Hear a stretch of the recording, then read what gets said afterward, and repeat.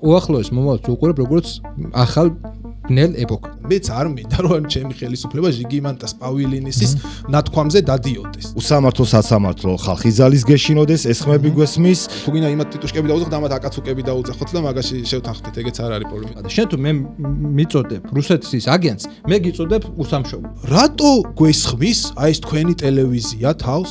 ჯენზი, რომელიც სიამდვილეში არ არის თაობა, სიამდვილეში ჯენზი არის სოციალური ერთობა, კონკრეტული საშუალო NGO კლასის. არა, უნდა დაგაგვდნოთ კითხვასთან. მეორე ფრონტის გჯერა თუ არა? დიპსტეიტის არსებობის უარმყოფელი არ ვარ.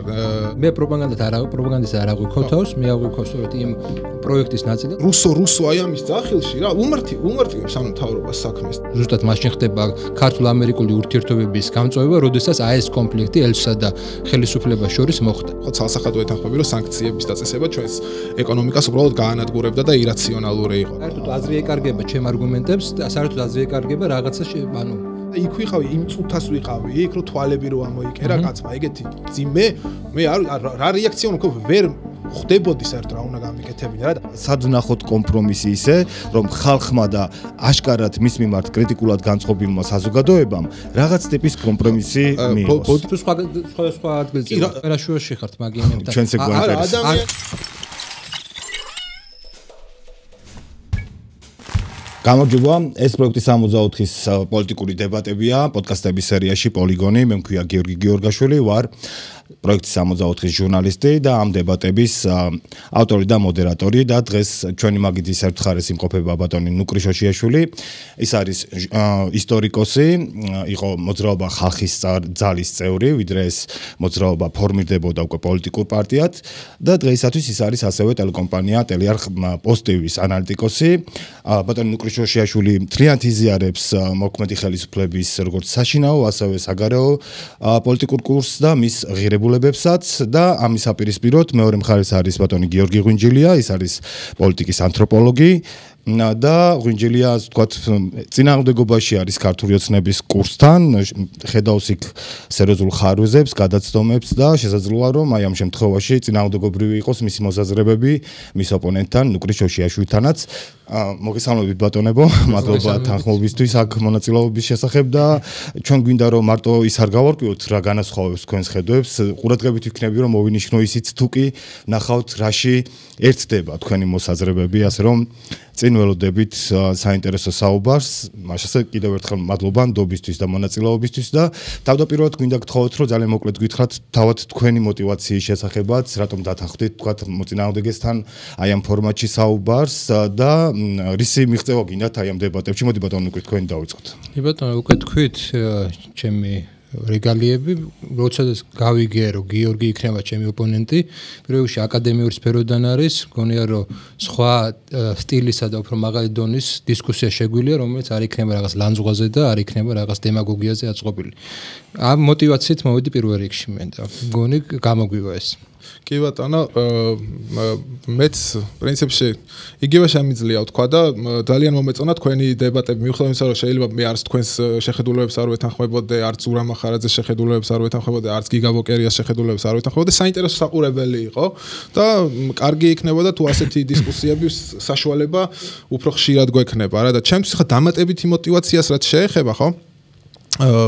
ძირითადად ესე იგი სახელისუფლებო ნარატივს ეძახიან, ამასთან ესე იგი მე და ჩემს მეგობრებს მემარცხენე შეხედულებები მაქვს, სოციალისტად მივიჩნევ ასე ვთქვათ საკუთარ თავს და ძირითადად ესე ცალმხრივად გქონდა ხოლმე შეხება, რომ მაგალითად ნამახვანის ხეობის პროტესტების დროს ჩვენ ყვაძლიერებდით იქ პროტესტს იყო, რომ დაგვიძახეს რუსეთის აგენტები, ხო და მე ჩვენ არ გვაქვს იქ დაფარვის შესაძლებლობა, არ გვაქვს მედია საშუალებები და ესე ცალმხრივად რაღაცა იარლიყი გეწებება. მეორედ იყო უკვე მოსახლებების დროს იყო პოსტივიზე თქვეს რომ ეს ნაცების ორგანიზებული არისო, პოსტივიზე ის თქვა პეტრე მამრაძემ ძალიან ამისია მონას და გავყვეთ მოდით ამ საუბარში სხვა თემებს ხო დავაფიქსებ რომ ნუკრის ვერ ვიტყვი იგივეს რა რომ ნუკრი მაშინ სოლიდარობას გამოხატა ჩვენს მიმართ და მე ამას ვაფასებ ძალიან რომ გამოსახლებების დროს და მინდა რომ მათ შორის ჩემი შეხედულებების გადავსინჯო აი ესეთ ოპონენტთან საუბარში. კი ბატონო, კიდევ ერთხელ მადლობა ნდობისთვის და აი ამ განწყობისთვის რომ მოხვდით დებატებში და ასევე მადლობა ჩვენს მაყურებელს იმისთვის რომ გვიყურებს და თუ კი თქვენ მაყურებელი მნიშვნელოვნად მიიჩნევთ ასეთი პოლიტიკური დებატების არსებობას ქართულ YouTube-ზე, ამისთვის მხარდაჭერის ნიშნად გთხოვთ რომ გამოიწეროთ ჩვენი არხი, სხვა შორის აქვე ვისარგებლოთ შემთხვევით და სხვა პოლიტიკოსებსაც მიმართავ, ვინც შეიძლება უყურებდეს ამ დებატებს, არ მხოლოდ პოლიტიკოსებს, იმავე თქვა საზოგადოებრივ თუ პოლიტიკურ სხვა აქტორებს, თუ კი მიიჩნევთ რომ თქვენი მხედვები არის მტკიცე და გაქვთ უნარი რომ მოწინააღმდეგესთან გაიტანოთ ეს ხედვები, შეგვეხმიანეთ და ჩვენ სამომავლო დებატების ორგანიზებისას მხედველობაში გვექნება თქვენი სრულებიც. ახლა კი უკვე რეგლამენტს გავუყვეთ და დავიწყოთ იმით, რომ პირველ რიგში ბატონ ნუკრი შოშიაშვილს მივცეთ 1 წუთი იმისთვის, რომ წარადგინოთ საკუთარი თავი.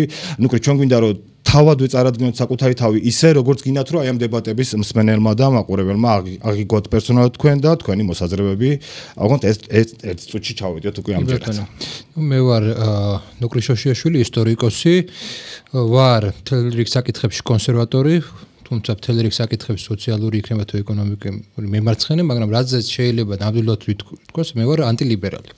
მისი ყველანაირი გამოვლინებით და როდესაც თქვენ თქვი რომ ყველაფერი შეეთანხმება ხელისუფლებას, არ ვეთანხმები ყველაფერში, ხელისუფლების ლიბერალურ ნაწილში, ლიბერალურ პოლიტიკაში მე მას არ ვეთანხმები. მაგრამ ვეთანხმები იმაში, საიდანაც მიდის, ანუ ანტილიბერალურ, არალიბერალურ პოლიტიკაში აი ამ მიმართულებით ვეთანხმები. მოკლედ ესეა. კი ბატონო, მადლობა, გიორგი. თქვენ გაქვთ 1 წუთი რომ წარადგინოთ საკუთარი თავი. პირველ რიგში მაყურებლისთვის ის არის ძირითადად უცხო არის ხოლმე რაღაცა მემარცხენე აზრების მოსმენა და მე ასე ვთქვათ მიმაჩნია რომ დღეს ეს ლიბერალურ კონსერვატიული დაპირისპირება არის მთავარი პრობლემა არის ერთ-ერთი დღეს კაცობრიობის მთლიანობაში რა, იმიტომ რომ ძირითადი საკითხებიდან გადააქვს ამას ყურადღება, რას ნიშნავს იყო სოციალისტი, რას ნიშნავს იყო მემარცხენე, რომ ძირითადი პრობლემა დღეს საქართველოში ძირითადი პრობლემა დღეს გლობალურად არის რომ 1%-ის ხელში არის კონცენტრირებული სიმდიდრე, რომელიც ჩვენ ფაქტიურად მიგვაქანებენ გარდაუვალი სოფლიო ომისკენ და რაღაც კატასტროფისკენ რა და ამის შეჩერება შეიძლება მხოლოდ ლიბერალიზმისგან და კონსერვატიზმისგან გათავისუფლებით და მხოლოდ სოციალისტური იდეების თავიდან გაცოცხლებით რა. მადლობა, აშკარა რომ საუბარი იქნება ბევრად საინტერესო, იმიტომ რომ ეხებით ისეთ საკითხებს დაუყურებთ მოვლენებს ისეთი კუთხიდან, რომელიც კუთხითაც ხშირად არ განიხილება ხოლმე მედიაში სხვადასხვა ტიპის მსჯელობები და მოკლედ დღეს მაინც ჩვენ ველოდებით თქვენგან, ჩვენ მიერ შემოთავაზებულ ორ სადებატო საკითხზე თქვენს პოზიციებს. პირველი ეს იქნება პოლიტიკური კრიზისი, მეორე ეს იქნება სახელმწიფო სუვერენიტეტი და თავდაპირველად პირველ ნაწილს დავუთმობთ პოლიტიკურ კრიზისს, ოღონდ აქ გვესმის რომ და ჩვენ მოგცემთ საშუალებას რომ გქონდეთ თქვენი რეფლექსია 4 ოქტომბრის მოვლენებზე, იმიტომ რომ ახალი და მნიშვნელოვანი თემაა და ალბათ გექნებათ სათქმელი ამაზე, მაგრამ ჩვენ სურვილი არის რომ მაინც ეს დღე დაგვანახოთ იმ მინიმუმ 3 წლიანი პოლიტიკური კრიზისის კონტექსტში, რომელიც აშკარა არის რომ ახლა არც 4 ოქტომბრის შემდეგაც არ დასრულებულა და ასევე ჩემთვის მაგალითად საინტერესო იქნებოდა თქვენი მოსაზრებების მოსმენა იმაზეც, ერთი მხრივ რას ან ვერ აკეთებს ხელისუფლება რომ გაჩერდეს პოლიტიკური კრიზისი ან დაიძლიოს, მეორე მხრივ ოპოზიცია ან ვერ აკეთებს, ან თუდაც ოპოზიციისგან გამიჯნული პროტესტი. და როგორ შეიძლება მოუძებნოთ კომპრომისი, თუ კი კრიზისს ვაღიარებთ და გამოსავლის გზებს ვეძებთ, მაშინ როდესაც ხელისუფლება ართმობს თავის პოზიციებს, ასევე ხელისუფლების მიმართ კრიტიკულად განწყობილი საზოგადოება ართმობს თავის პოზიციებს და ამავდროულად ხალხის ნაწილი ხელისუფლებას ეძახის არალეგიტიმურს, ხელისუფლება პროტესტს ეძახის არალეგიტიმურს და მას უცხო ძალებისგან მართულს, ასე ვთქვათ, მოიხსენიებს. ხო? სწორედ აი ამ მოცემულობას დავაფუძნეთ ჩვენ დებატების პირველი დებულებაც, რომელიც ამ შემთხვევაში, ამ დებატების შემთხვევაში მთლიან დაემყარება მმართველი პარტიის ქართული ოცნების ნარატივს და მაშინ ყურადღება ჩვენი პირველი სადებატო დებულება არის, რომ მიმდინარე პროტესტს მართავს ეგრეთ წოდებული Deep State-ი, ეგრეთ წოდებული გლობალური ომის პარტია და რომ ეს პროტესტი სინამდვილეში არ გამოხატავს რიგითი ქართულის წინააღმდეგობას და წინააღმდეგობრივ ხედვებს ხელისუფლების მიმართ. აი თქვენ წინ არის ბარათები და ჩვენ გთხოვთ რომ აი ამ დებულებას თუ იზიარებთ, ან არ იზიარებთ, გვანიშნოთ. რიგითი ქართველის ნაწილი დამატებული გქონდათ ხა. რიგითი ქართველის ხოლოს ჩემს არ გამოხატავს, მაგრამ Deep State-ი და გლობალური ომის პარტია არ მართავს. ხო, ეს არის იმ ნარატივის გაგრძელება, რასაც ქართული ოცნებისგან ვისმენთ ხოლმე. დიდი მადლობა. ნუკრე შოშიაშვილი ეთანხმება, გიორგი არ ეთანხმება და მოდი დავიწყოთ უკვე ძირითადი პოზიციების მოსმენა. ნუკრე, მე თქვენ მოგცემთ 5 წუთს, რომ ამ საკითხზე გაგვაცნოთ თქვენი ძირითადი ხედვა, შემდეგ გიორგის მივცემთ ანალოგიურად 5 წუთს და შემდეგ გადავალთ უკვე ღია დისკუსიის 20 წუთეულში. გისმენთ ნუკრე. შევეცდები რომ ჩავეტიო, მოკლედ, როდესაც deep state-ზე ვსაუბრობთ, რა, აქ რაღაცნაირად შეკითხვაში ჩემი აზრით იყო მინიშნება, რომ ესა კონსპიროლოგია, თუმცა უნდა ითქვას, რომ როგორც აკადემიურ სივრცეში და უკვე პოლიტიკურ ენაში ტრამპი ამას აქტიურად იყენებს, ხოლო რაც შეეხება აკადემიურ სივრცეში, იგივე ამერიკის შეერთებული შტატების საელჩოს მიერ დაფინანსებული წიგნი, რომელიც ითარგმნა ქართულად ნოამ ჩომსკის და ჰერმანის წიგნი, ესე იგი წარმოების თანხმობის წარმოებაში, ჩვენ ხედავთ სწორედ იმ არასამთავრობო ორგანიზაციას, იქნება ეს რადიო თავისუფლება, იქნება ეს USAID თუ სხვა, ნედი და ასე შემდეგ, რომლებიც ახორციელებდნენ სახელმწიფო გადატრიალებას. ნუ შეიძლება ერთმა თქვას, რომ ეს რაღაცა მემარცხენე, რადიკალურ მემარცხენე პოზიციები, მე შემიძლია მოვიყვანო არა მემარცხენე ისე ადამიანებისგან, მაგალითად მაიკ ლოფგრენის წიგნი არის 2016 წელს Deep State-ზე, ის არის რესპუბლიკელი და ისაც საუბრობს სწორედ აი ამ Deep State-ზე, სადაც ის საუბრობს, აი ვციტირებ, ჰიბრიდული გაერთიანებას თავრობის ელემენტებსა და უმაღლეს დონის ფინანსებისა და ინდუსტრიის ნაწილს შორის, რომელსაც შეუძლია მართოს ქვეყანა საზოგადოების თანხმობის გაუთვალისწინებლად. და ასევე შეიძლება თქვას, რომ კი ბატონო, ესაც არის კონსერვატორი, რესპუბლიკელი და არსებობს კიდე ესე იგი დემოკრატი, ესეთი ისტორიკოსი და ესე იგი აკადემიკოსი ალფრედ მაკოი, რომელიც ასევე საუბრობს Deep State, უფრო ის უწოდებს Deep State-ის მაგივრად Dark States და ის საუბრობს, რომ არსებობს ესეთი ორგანიზაცია და ჩვენ ხედავთ, რომ ესეთი სახელმწიფო გადატრიალები ხდება და ეს ამას ხედავთ ყველა დონეზე. და ნუ Dark State-იან ორგანიზაცია. ხოთ გიორგი, არ ვერევით ამ 5 წუთში. და შესაბამისად ეს არ არის მარტო რაღაცა კონსპიროლოგია, ეს არის აკადემიურ სივრცეში უკვე მიღებული ტერმინია. ამის გარდა სულ ახლახანს გავრცელდა Guardian-ზე ესე იგი სტატია, სადაც საუბარია ბორის ჯონსონზე, რომელმაც სწორედ ბრიტანეთის სამხედრო ინდუსტრიული ესე იგი საწარმოებისგან მიიღო $1 მილიონი, იმიტომ რომ ჩაეშალა რუსეთ-უკრაინის მოლაპარაკებები და ომი გააგრძელებინა. მე ვფიქრობ, რომ ის ნარატივი, რომელი ნარატივიც აქვს ხელისუფლებას, ანუ საუბარია ის, რომ მეორე ფრონტის გახსნის საკითხი, პირდაპირ კავშირშია იმ მოვლენებთან, რა მოვლენების დღეს მიმდინარეობს და ის ზეწოლები, რა ზეწოლების ხორციელებოდა ამ წლების განმავლობაში ქართულ ხელისუფლებაზე, იყო სწორედ ამის მაჩვენებელი. თუმცა უნდა ითქვას, რომ ამ აქციებს აქვს მეორე ნაწილი, რომელიც დაიწყო სავარაუდოდ ეგრეთ წოდებულ გავრილოვის ღამით, ეს არის ლიბერალური ჰეგემონიის დაბრუნების ცდელობა და ეს ორი გაერთიანდა. ერთი იყო, რომ შიდა მოთხოვნა იყო ძველი ელიტების, რომ დაბრუნებულიყვნენ და მეორე ეს იყო გარე, ესე იგი, გარე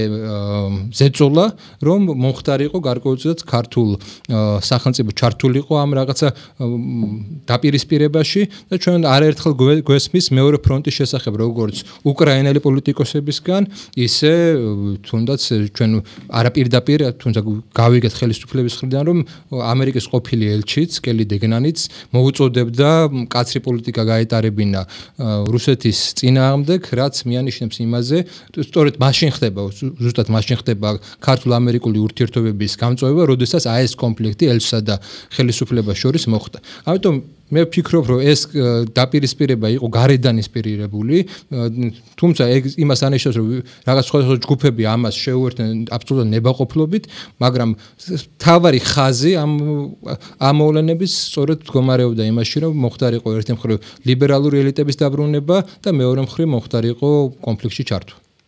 კიდევ გაქვთ დრო თუ გნებავთ ხო, დავით ამოვწურე, დავით და მე შეკითხვის დონეზე უბრალოდ ერთ შეკითხოს დავუსვამდი თუ ესე ამისთვის საკებლო გიყავს და მე რეჯობია რომ გავყვეთ ფორმატს.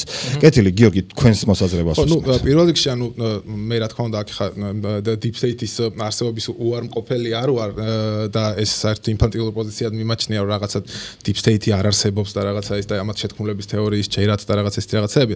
ანუ Deep State-ი არსებობს, რა თქმა უნდა, მაგრამ ეს არის ძალიან რთულად მოხელთებადი კატეგორია და ამიტომ რადგან ეს არის ძალიან რთულად მოხელთებადი კატეგორია, მისი გამოყენება ხდება ასე ვთქვათ რაღაცა შეთქმულების თეორიებისთვის, რომ რაღაცა ისიქ შეიძლება მართავს, შეიძლება არ მართავს.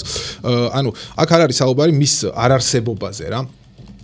ეს ერთი ხო და მეორე არის ხა რა ნაწილი რომ მე უნდა განვმარტო მაშინ ჩემი პოზიცია ხო აი რაშიც მე თავიდანვე ვთქვათ უთანხმოება მქონდა ამ პროტესტთან რომელიც რუსთაველზე მიმდინარეობს და რაც გულისხმობს ასეთ რაღაცას რომ მე არ მიმაჩნია რომ ჩვენ გვყავს რუსული მთავრობა ხო მე მიმაჩნია რომ დღეს საქართველოს ხელისუფლება ანუ ცდილობს რომ განსხვავებული ფუნქცია შეიძინოს აი ამ დასავლური ალიანსის შიგნით. ანუ ის უკმაყოფილო იყო იმ ფუნქციით, რასაც მას თავაზობდნენ მანამდე და ეს არ იყო ეხლა ის რომ ეხლა გადით აქედან და რუსეთს დაარტყით და ომი დაიწყეთ და ასე შემდეგ, მაგრამ ეს იყო ასე ვთქვათ იმ რიტორიკის გამეორება, რასაც ესტონელები აწარმოებენ, ვთქვათ, რასაც აწარმოებენ რაღაცა რიგი აღმოსავლეთ ევროპის ქვეყნები და ამაში შესვლაზე იყო საუბარი რა, რაღაცა რა იყო იქ რაღაც იყო მოხალისეების შვება იყო ერთი საკითხი და მეორე იყო სანქციების დაწესება. ხო, ცალსახადო ეთანხმები, რომ სანქციების დაწესება ჩვენს ეკონომიკას უბრალოდ გაანადგურებდა და ირაციონალური იყო ეს ამ საკითხის საერთოდ ესე წამოჭრა, რომ დააწესეთ კიდე თუ არა ის სანქციები, რასაც აწესებს ვიღაცა ცენტრალური ევროპის ქვეყანა რა. მაგრამ აქ საკითხი არის რაში რომ რა არის ახლა ეს ფუნქცია რა რომ ამ ფუნქციის შიგნით ქართულ სახელმწიფოს მათი პროექტი, ქართული ოცნების პროექტი არის ესეთი, რომ ეს უნდა იყოს პოლიტიკურად ავტორიტარული კაპიტალისტური სახელმწიფო. აი აგრესიული, დერეგულირებული კაპიტალისტური სახელმწიფო. რას გულისხმობს ეს? ერთი მხრივ ეს გულისხმობს მთლიანი პოლიტიკური სისტემის დაქვემდებარებას, როგორც ეს არის მაგალითად ალიევის შემთხვევაში, ხო ალიევს ესაუბრება დასავლეთის ჩვეულებრივად და ჩვეულებრივად შეიძლება რომ ჩვენთანაც ამ მთავრობას ესაუბროს, თუნდაც ის იყოს მხოლოდ ერთი პარტია იყოს, რომელიც 80%-ით იგებს არჩევნებს და დანარჩენი პარტიები იქნებიან რაღაცა ესე იაგო ხვიჩიას და იმის რუდიმენტის ფორმით დარჩენილები. და მეორე ეს არის მაქსიმალური ექსპლუატაცია საქართველოს ბუნებრივი რესურსების და მშრომელებს. რასაც ჩვენ ხედავთ მაგალითად ახლა ჭიათურაში, ხო, რომელსაც ანუ ფაქტიურად, ესე იგი ჭიათურაში მივიდა მთავრობა და უთხრა, რომ თქვენო არასაკმარისად გიჭირთო ხალხო და კიდე უნდა შემოიჭიროთო კამრებიო, აი ამისკენ მოი ხალხმა შიმშილობა დაიწყო, პირი ამოუკიდა და პოსტივი მათ შორის დაესხა ამ ხალხს თავზე, რომ რა გაფიცვებს მართავთო თქვენო, რა უფლება გაქვთო და უწოდა გარედან მართული პროტესტი, სამარცხვინოთ, ხო?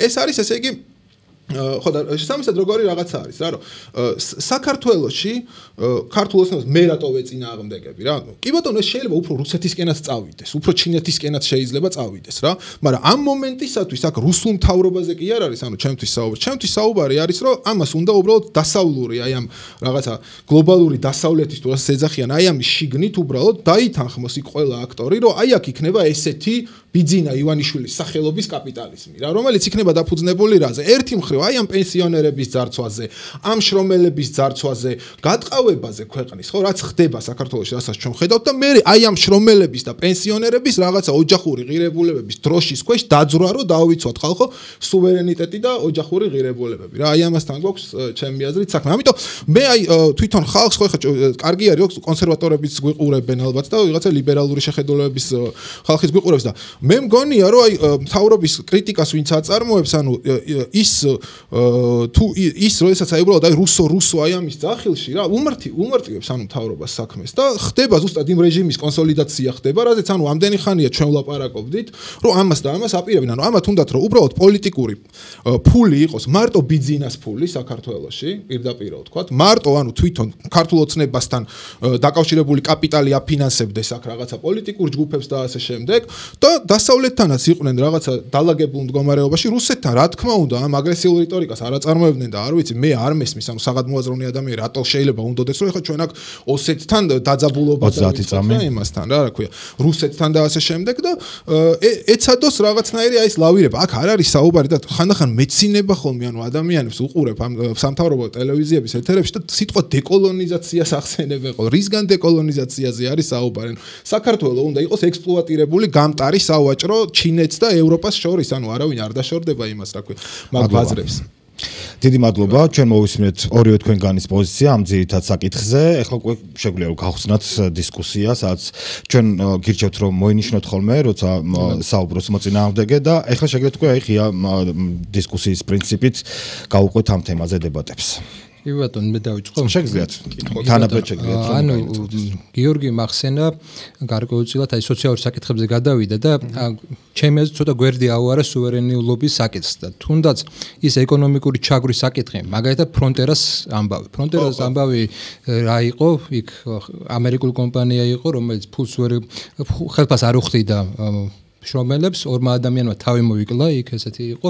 ქართულმა ხელისუფლებამ სასამართლო მოიგო, შემდეგ გამოდის ეს ვინმე სენატორი, ტეხასის სენატორი ტედ კრუზი, რომელიც წერს სტატიას, რომ საქართველოში დემოკრატია უკან იხევს და ამის შემდეგ კლიენტის როგორც კლიენტის სახელმწიფო იქცევა ხოლმე. თითქოს კონსერვატორია ბოდიში. რა მნიშვნელობა აქვს ამ შემთხვევაში კონსერვატორია თუ არა, ეს არის ჩვენი ურთიერთობას უნდა შევცვალოთ ამ შემთხვევაში. აქ საუბარი სუვერენიტეტზე, ამ ლოგიკას ვანვითარებ ახლა. შემოდის აცხადებს ის და ქართული სახელმწიფო აბრუნებს ამ კომპანიას უკან. და ამ დროს როდესაც ჩვენ ესე იგი მარტო სოციალურ საკითხებზე გავამახვილოთ ყურადღება ისე რომ არ შენიშნოთ ეს აბსოლუტ ნეოკოლონიალური ინსტიტუტების, თუნდაც საბანკო სისტემას, ხო? ზოგადად საქართველოს ბანკზე ვსაუბრობთ, ეს არაა საქართველოს ბანკი. ეს არის სწორედ მათი ესე იგი ძირითადი ისინი არიან ბრიტანეთში, ინგლისში არის და ასევე TBC ბანკის ადრე მისი წილი ქონდა სოროსაც, კი. და 2024 წლის მონაცემებით $1.504 მილიონი აქვს წელიწადში მოგება მარტო საქართველოს ბანკს. და ეს ესა სწორედ დასავლური კომპანიებია, რომლებიც და დასავლური ბანკის საფინანსო სისტემებია, რომლებიც სწორედ იმას ახდენენ, რომ შენი ქვეყნის სუვერენიზაციას ხელს უშლიან, ერთი და მეორე არ გაძლევენ იმის უფლებას, რომ იყო საუბარი, რომ ჩინური ბანკი შემოусული იყო 3-4% თუ 5%-მდე იყო საუბარი, რომ იქნებოდა ესე იგი ადამიანები ამოისუნთქავდნენ ამ ჩინური ბანკის მეშვეობით და არ შემოუშვეს. და აქ შენ გაქვს სიტუაცია, როდესაც ფინანსური ელიტა, რომელიც დასავლეთთან არის მიბმული, ქმნის აქ NGO სისტემას, რომელიც მთლიან დასავლეთიდან ფინანსდება, რევოლუციური კლასია, ქმნის აქვს პოლიტიკურ პარტიებს, რომლებიც რევოლუციას აწყობენ და კრიტიკულ მომენტში გეთანხმები, რომ მთელი რიგი წლების განმავლობაში ჩემთან პირდაპირ 2019 წელს, როდესაც პოზიტივში დავიწყე მუშაობა, იქ ორი ბლოგი იყო. მახსოვს მე ორი ბლოგი, ერთი ბაჩო ოდიშარიას იყო, ამერიკის საელჩოდანაც იყო გაფრთხილება, რომ არ შეეხოთ იქ ამერიკის შეერთებულ შტატებს და იყო ესეთი გაფრთხილება. ეგეთი ჩარევები იყო პირდაპირ მნიშვნელობიდან. ამ დროს როდესაც სუვერენულობის ნაწილზე არ საუბრობდა, მარტო საუბრობთ რაღაცა ესეთი სოციალურ საკითხებზე, პირდაპირ კავშირშია ის შენი სოციალური საკითხები იმ სუვერენულ პოლიტიკასთან, რასაც ეხლა ძლივს გავდივართ და რაღაცა ერთ ნაწილში მაინც პოლიტიკური სტაბილურობის კუთხით მაინც რაღაცა ვახცევთ ამ ბოლოს. ოღონდ ნუ ჩემთხოვნა იქნება რომ სუვერენიტეტი ცალკე დავიტოვოთ, იმიტომ რომ ამაზე ცალკე ბლოკი გვექნება. მაგათეთ პატარა რეპლიკა უბრალოდ Deep State-ი რა გიღახსენეთ, მაყურებელს ვეთქვით რომ ამავე არხზე შეგიძლიათ ნახოთ ჩვენი კოლეგის მაკანთიძის ვრცელი ვიდეო Deep State-ის შესახებ, რაც ნიშნავს, საიდან მოდის და რა დატვირთვა აქვს ამ სიტყვას თავისი პოლიტიკური სიმძიმით.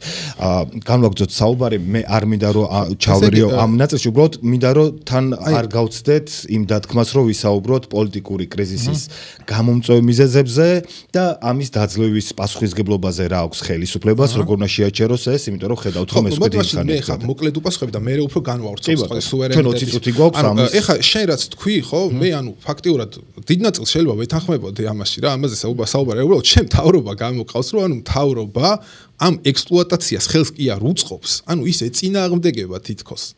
ანუ ეს ხო ყოველთვის ასე ხდება, ხო? ანუ ის კაპიტალი გარედან რომ შემოდის, ხო, აქ არსებობს ადგილობრივი კაპიტალისტური კლანები, რომლებიც არიან ანუ პირდაპირ ანუ ქართული ოცნების დამფინანსებელი ყველაზე მსხვილი ბიზნესმენები, ხო? რომლებიც ფლობენ ამ რესურსებს, რომლებიც ფლობენ ჭიათურას, ფლობენ იმას. ფრონტერას მაგალითი შენ როგორც ამერიკასთან დაპირისპირების მაგალითი, ხო? ჭიათურაში ხო სხვა შემთხვევაში რა მნიშვნელობა აქვს, საიდან იქნება ეს კაპიტალი, ხო? მაგალითად ანუ იგივე აი ნამახვან ჰესის მაგალითი რო ავიღოთ, ხო? და მე გავშალოთ თუ გინდა ეგ საკითხი რა, მაგრამ ეს არის როგორ ახდენდა საქართველოს ხელისუფლება, ქართული ოცნება უცხო სახელმწიფოსთან ერთად ზეწოლას საკუთარ მოქალაქეებზე, რომ იმ უცხო სახელმწიფოს ენახა მოგება. ამაზე უბრალოდ რა ვიცი, მე კამათოს ვისაც უნდა. უცხო სახელმწიფოს ინტერესებიდან გამომდინარე ხდებოდა ზეწოლა ადგილობრივ დაფინანსება ქონდა იმ მოსახლეობას რამეც ქონდა რა ქვია ანუ შიშველი ხელებით იბრძოლა იმ ხალხმა ან პროპაგანდის წინააღმდეგ და პოლიციური ზეწოლის წინააღმდეგ მათ შორის რა და მოდი ეს გავაგზავნოთ შეგვიძლია სუვერენიტეტის საკითხი მე შეგეთახო მაგრამ მე ვეთახმები იმ საკითხს სუვერენიტეტი მნიშვნელოვანი არის სუვერენიტეტის თემა მნიშვნელოვანი არის მაგრამ ის რომ საქართველოს ხელისუფლება იცავს საქართველოში ეკონომიკურ სუვერენიტეტს ეს არის ცალსახად სიწრუე აი პავლე საბჭოთა კავშირის პერიოდი აბსოლუტური მართლობის პერიოდშიც კი 1915 წლამდე თეატრის ნაციონალიზაცია ვერ მოხერხდა და შენ გინდა იმ პერიოდში როდესაც შენ არანაირი სუვერენიტეტი შენ აღწერობ რაღაცას ცდილო იბრძვის ეს ამ ეკონომიკური სუვერენიტეტისთვის ამ ხოცობა იბრძვის და მას აცალდება და აი ამ ბრძოლაში მე ვიძახი პირდაპირ ჩვენ შევს ეს გასხოვება რა ქართული ოცნება არის დაინტერესებული ამ ხალხის მეტად ექსპლუატაციით და ამ მომავალს თავაზობს ამ ხალხს თანაჩოვის რა ან პირდაპირ შეთავაზება არის მეტად ექსპლუატირება რანაირად სწორედ ის საგარეო პოლიტიკური ელემენტი შემოყვა ჩინეთის სახით და სკოლების სახით რომელიც აქ პოტენციურად თუ რამე წარმოება შეიძლება გააჩინოს სწორედ იმ ეს ინვესტიციები აჩენს შენ ინფრასტრუქტურა სწორედ ეს ინვესტიციები აჩენს მოდი მაშინ ერთად უკვე პოლიტიკური კრიზისზე რა გადავიდეთ ამის ერთი მასას უკვე მე გავაგზავნე ეს საკითხი გასაშლელი შეგვიძლია რომ გავშალოთ საფუძვლა ნახე ისე რა ზეალბარკი ჰესი აი შენ ხო ჩინეთი ამბობს რა პირობებით ამაზე არის ხო ლაპარაკი თუ შენი მუშის ისა მინიმალური ხელფასი არის 20 ლარი თუ შენ ანუ აქ ყვითელი კავშირი გაქვს რომელიც რასაც თავრობა ჩასძახის გირგვლიანის საქმიდან მოყოლებული და ნაცებიდან მოყოლებული პეტრიაშვილის კავშირი ფიგირი მას აკეთებს და გაფიცვის დაშლაზე რომელიც არის ორიენტირებული თუ შენ მოძრაობას რომელიც ამბობს ეს ჩვენი რესურსი ვინ უნდა გამოიყენოს ხალხო პირობები მაინც გითხარით და ვინ შეძლოთ ხალხმა ხო შენ თუ ამ მოძრაობებს თავს ესხმი შენ უწყობ ქვეყნის ექსპლუატაციას ხელს ხო ჩინური კაპიტალი მე გიორგიახი ჩინური კაპიტალი არ შემოუშვათ ეს ირაციონალური აზრები რომ მარტო დასავლური კაპიტალი უნდა შემოგვიდეს აქ ეს ის არის რა ქვია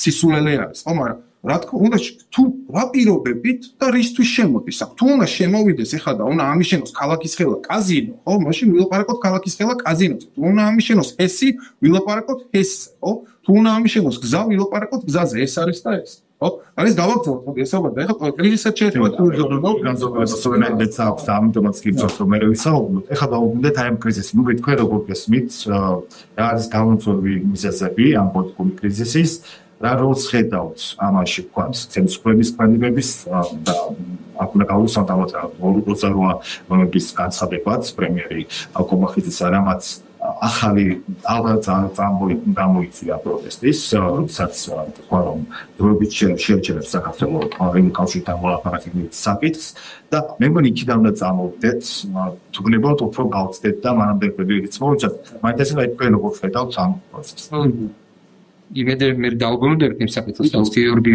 წამოიწევს მაგრამ გადავიდეთ მაშინ პირველში უნდა ითქვას რომ ზოგადად რატომ არ არის ლეგიტიმური მემარცხენე კუთხით იმ აქციების დაცვა რაც ახლა არის იმიტომ რომ იმ პოლიტიკური ძალების რომელიც პოლიტიკური ძალების ახლა გამოდიან და რომლებიც ავტომატურად თუ კი გარედრიალება მოხდეს სახელმწიფო გარედრიალება მოხდეს მათ გარდა სხვა პოლიტიკური ძალა არ არის რომელიც ძალაუფლებას ხელში იგდებს ეს ის პოლიტიკური ძალები რომლებსაც პრივატიზაცია განახორციელებს რომლებსაც შრომის კოდექსი გააუქმეს რომლებსაც ყველა ის სოციალური პრობლემა შექმნეს რაც დღეს ჩვენ გვაქვს მემკვიდრეობით მიღებული და ის რომ მემარცხენეების ნაწილი დგას ახლა ამ პროტესტში არის ჩემი აზრით პირდაპირ ღალატი თვითონ მემარცხენე იდეებს თვითონ იმაზე ხა ევროკავშირის ახსენეთ იყო 12 მოთხოვნა ხო ევროკავშირის 12 მოთხოვნა ერთ-ერთი მოთხოვნა არც ერთი მოთხოვნა არ ეხებოდა არც ეკონომიკურ არც სოციალურ საკითხს არც ერთი მოთხოვნა არ ეხებოდა ერთ-ერთი მოთხოვნა იყო NGO-ების ხელისუფლების ჩართვის სამოქალაქო საზოგადოებრივი გაწოდების მიღების ყველა დონეზე ესე იგი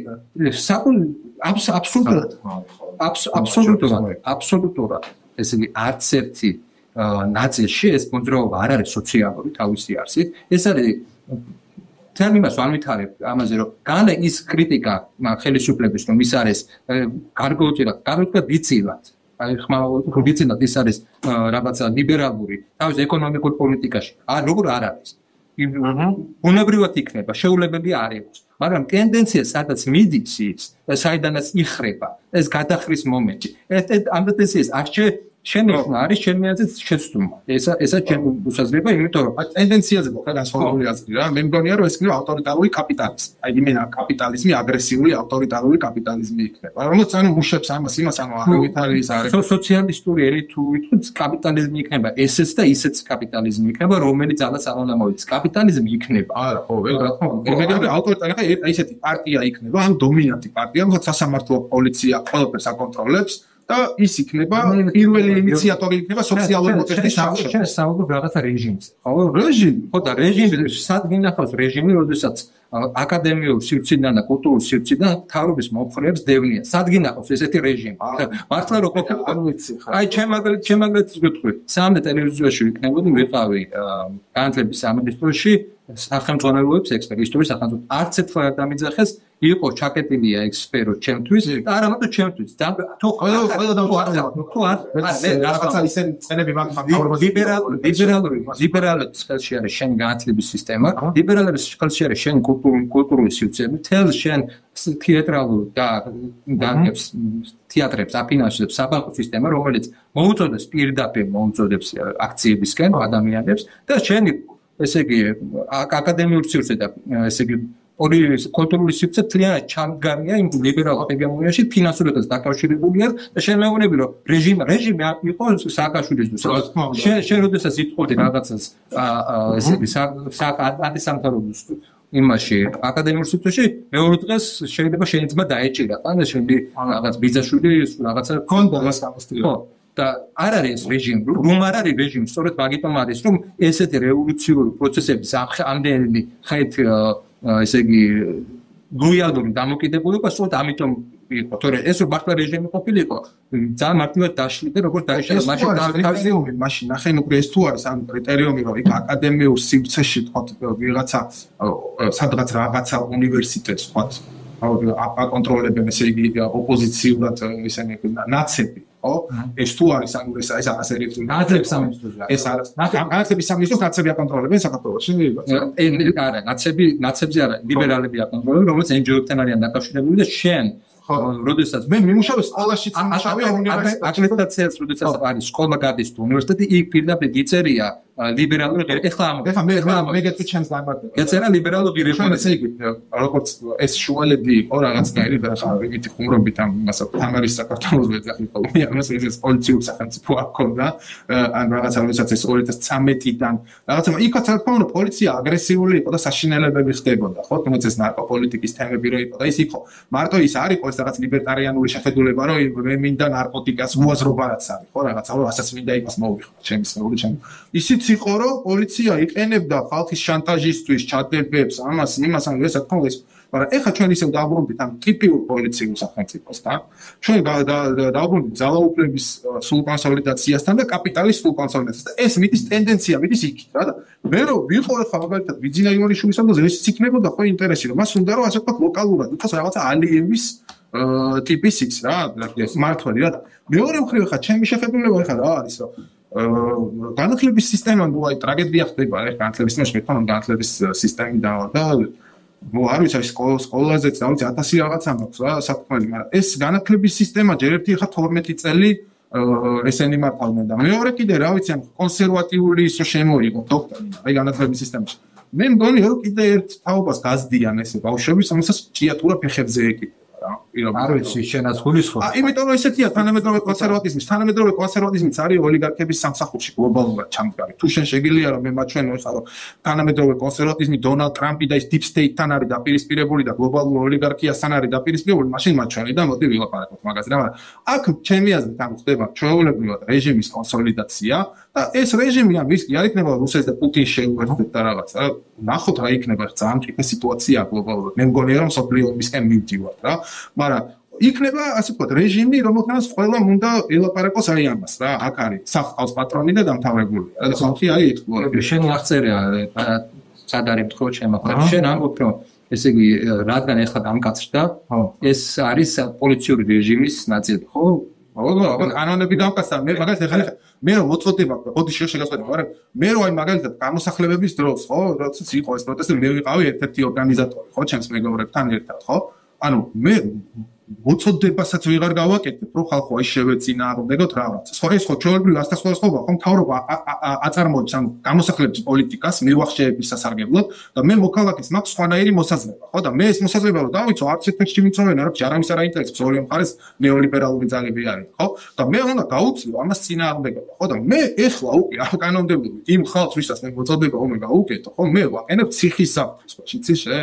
მე არ ვიცი ხა იმას რომ რას გადამიწყვიტავს გაიგე ის ხარება და ის რას გადაწყვიტავს ესენი ციხეში წაიყვანოს ცემოს ეს გაკეთოს და მოწოდებაც კი დანაშაულია ესა პოლიციური ისეთი სისტემა სადაც სახელმწიფო გადატრიალება იგეგმება ხორციელდება და იქ შენ ლიბერალური და ესეთი სუბოქი პოლიციური სისტემა გაქვს რა თქმა უნდა ესაა პასუხი სახელმწიფო გადატრიალებას ანუ არის პოლიციური სისტემა დაბრუნდა ის არა გაძნელა და ესაა პასუხი სახელმწიფო გადატრიალების ის გადაგორდება კორია ეს არის მე ამბობ რომ ანუ ეს გაი რა თქმა უნდა ხოდა რატო გაკეთილი თავის ბუნებიდან ეს ჩიათურებებს არ მოხდა ეგ შტი რა მოხდა ეგ პოლიციური რეჟიმის მუშტი არ მოხდა რომ ეხა ის ბიჭები ვინც ციხეში იღებთ თემო გველესიან ჩემი მეგობარი არის ფოტოშოპის და ბავშვი შეეძინა ციხეში ის ანუ როდესაც იქ საერთოდ დაპირისპირების ადგილზეც არ ყოფილა და დაუწერეს რომ თქვენ ანუ ჩხუბი მოაწყეთ იქ ვიღაცა ცემეთ პროვოკატორი რეალურად რომელიც მიუგზავნა ისე პოლიციამ და მე სელექციურად 4 ლიდერი საუკეთესო ბიჭები ვინც იყვნენ ვისაც ეს ვის მხრებზეც იდგა რომ ეს პროტესტი უნდა გაიტანონ ანუ ჩასვეს ციხეში მათი ცოლები ტივიან და გააუბედურეს ოჯახები და იქ გარეთ ვინც არის დარჩენილი იმათ გაჩუმებას ცდილობ მე ეს დეტალები არ ვიცი ჩატდა ციხე უნდა იცოდე მაგრამ მე ვიცი ის რომ იმის მიუხედავად ფასები დაეცა მაგალითად მაინც დაიწყეს მუშაობა მაინც მოხდა ის რომ სუბსიდირების ლოგიკიდან გამომდინარე რომ არ გაწირეს ეს შეათურა და ნეოლიბერალური ლოგიკა პირველად ამ შემთხვევაში როდესაც მოგებაზე ორიენტირებული კი არ ხდება არამედ სოციალურ პოლიტიკაზე ორიენტირების გამო პირველად ნეოლიბერალურ სახელმწიფოში და ვაღიარებ ნეოლიბერალურ სახელმწიფოში პირველად ესეთი ნაბიჯი გადადგეს და შენ ეხლა ხდება რომ რაღაც ამ პოზიტიური ნაბიჯია გადადგონი აი რა შემოიხატა იმ სხვა ლოგიკა შემოვიდა აღარ შემოვიდეს მოგების ლოგიკა შემოვიდა სოციალური პოლიტიკის ლოგიკა აი რა სოციალური პოლიტიკის ლოგიკა შემოვიდა რომით ხან კომპონენტები რა სოციალური პოლიტიკა დაინერგა ეხლა ჭიათურაში რა რომ აი რა სოციალური მაგალითად იმის სუბსიდირება საწარმოო სუბსიდირება სამუშაო ძალის შენარჩუნება და ასე შემდეგ. იმ დროს, როდესაც სამგებიანია ქარხანა. ხო, ანუ ეხლა დაცემი. ხო. ანუ რეალურად ეხლა იქ რა ხდება, რომ ანუ ეს ხალხი ანუ გაშვებული არის სამსახურიდან, მათ ხელფასები შეამცინეს, ხო? და იქ დაუნიშნეს ვიღაცა ის მე არ მინდა რომ ეხლა პედალირება აქ რუსზე გავაკეთო რა, იმიტომ რომ ძალიან ეს არ მიყვარს რა ამისი კეთება რა, რაღაც არც ერთი ერის მიმართ, მაგრამ იქ დაუნიშნეს ანუ რუსი, რომელიც დასპეცებული არის ზონდერობაში, ასე ვთქვათ, იმის ბოდიში ამ სლენგზე და დაკაჩავებაში ხალხის და ანუ ხალხი ლიდერები ვინც ყავდა ხალხს შეკერილი საქმით დაიჭირეს და ზეწოლის ქვეშ ეს ხალხი შენ არ ნახულობდი ვიდეოებს ინტერნეტში რომ საფულეებით გამოდიოდა ხალხი და ბანკის ვალებს და იმას ვერ ვიხდით და ამისი ის რა იყო ისი ოპერაცია რა შემდგომარეობდა რომ ამ ხალხს გაუჭირვოთ და მე უთხრათ რომ და მე კიდევ უფრო შემოუჭიროთ კამრები აი ეს იყო მთელი ოპერაციის არსი ხო იქ ნუ მე მაინც ვეცდები რომ მოგაბრუნოთ პოლიტიკური კრიზისის საკითხზე აბსოლუტურად მესმის რამდენი კავშირი შეიძლება ექსპლუატაციის ხარისხი გაიზარდა ჭიათურა რაზეც გადავედით რა ერთი მომენტია რომ რაზეც ახლა გიორგი საუბრობს საერთოდ არანაირი კავშირი არ აქვს იმასთან რაც 4 ოქტომბერს ხდება არანაირი კავშირი არ აქვს და ერთმა დაგვიფაროს ერთი მეორისგან ძალიან განსხვავდება ის რომ ჭიათურაში არის მთელი რიგი პრობლემები და ის რომ ის საბოლოოდ მე აზრზე მივდივარ რომ ნაციონალიზაცია ამ ქარხნის უნდა მოხდეს ამ საწარმოოს უნდა მოხდეს ამ აზრზე ყველა მემარცხენეს გვერდზე დაუდგები მაგრამ ის რომ ეხლა 4 ოქტომბერს რაც მოხდა ის პოლიტიკური ძალები რომლებიც ესე არის ამ პოლიტიკური ძალების პირდაპირ მემკვიდრეობა ის რაც ჭიათურაში რა თქმა უნდა ამ პოლიტიკური ძალების შედეგია ეს ვიტყვი ნახე როგორ რაღაცა ეს არ არის ანუ პრობლემა იცი როგორი რაღაცა არის რომ აი პრობლემა არის აი პროპაგანდისტულად ხდება რა დამუშავება რა საკითხისა რომ მთავრობა არის გარეთ ამ სიტუაციის და იქ არის რაღაცა პრობლემა შექმნილი და მთავრობაც ანუ არა ჭიათურაში ხდება იცი მთავრობა ჩაგრავს ამ ხალხს ჭიათურელებს, ამ კერძო ინვესტორთან ერთად და მათი ექსპლუატაციის ხარისხს ზრდის და შენ იძახი რომ მათი ექსპლუატაციის ხარისხი იქ მცირდება და შენ რასაც იძახი აი ეს მოთხოვნები ქონდათ ჭიათურელებს რომ ეს კომპანია გავიდეს აქედან იმიტომ რომ გვაწამებს ხალხი პირს ნუ რაზე ვლაპარაკობთ ჩვენ ხელა მადლობა ერთი წუთი მე უნდა ვთქვა ემოციური თემა არის ჩემთვის და ამიტომ და რომ ერთი ნახე ჩვენ ხელა ბიჭები მერიდება ხოლმე რომ ველაპარაკები ხა მე არ მიკვირს არც სოციალური გაჭირვება რა ვიცი არც ოჯახში დაავადებები არაფერი რა ხო ხდე პრობლემები ყველანაირი პრობლემა ჩვენ ხელა ბიჭებს ინსულტები აქვთ გადატანილი და ის აქვს და პროტესტის ნიშნად რაღაცის გამო ანუ პირს იკერავენ გესმის ანუ რა ხდება და რა იყო მათი მოთხოვნები შეგხვდეს მთავრობა შეგხვდეს ანუ მთავრობა და ეს კომპანია გავიდეს აქედან და ამის sapasუხოდ ისინი მთავრობამ შენ სადაც მუშაობ იმ ტელევიზიამ ნუკრი იმედმა და ასე შემდეგ გამოიყვანა გერმანიიდან მართულ კომუნისტებად ასე არის ხო საკითხი და შენ მე მელაპარაკები აქ რაღაცის ეკონომიკის დეკოლონიზაციაზე და იმაზე რა და ეხა როგორი რაღაცა ის მაშინ დაუჯდეთ და რა ვიცი გადავეხვიოთ ერთმანეთს ჩავეხუტოთ ხო ჩვენ ჭეშმარიტების დადგენა გვინდა ხო რომ რაღაცა მიმდინარეობს ცივის სამოქალაქო ომი ამ ცივის სამოქალაქო ომში რომ მაშინ ყველაფერი მოსულა მაშინ მესაგერი გამადონები და გამიყვანო ნა. სხვა რამეს ვამბობ. ამ ცივის სამოქალაქო ომში ის აქტორები, რომლებიც შენ გიწყობენ აქ რევოლუციას, ვიღაცები, რომლებიც გამოჩნდებიან ჭიათურაში თუ ეს, რა თქმა უნდა, მთავრობის მიერ აქმული იქნება და ზოგჯერ არის ხოლმე, ზოგჯერ არასწორედაც არის აქმული, როგორც იგივე პროცესის გაგრძელება. იმაში გეთანხმები რომ ეს აბსოლუტურად სხვა პროცესი იყო. ანუ შენ უფრო შეცდობით აღიქვეს, ანუ რომ ეს არის იგივე პროცესის გაგრძელება?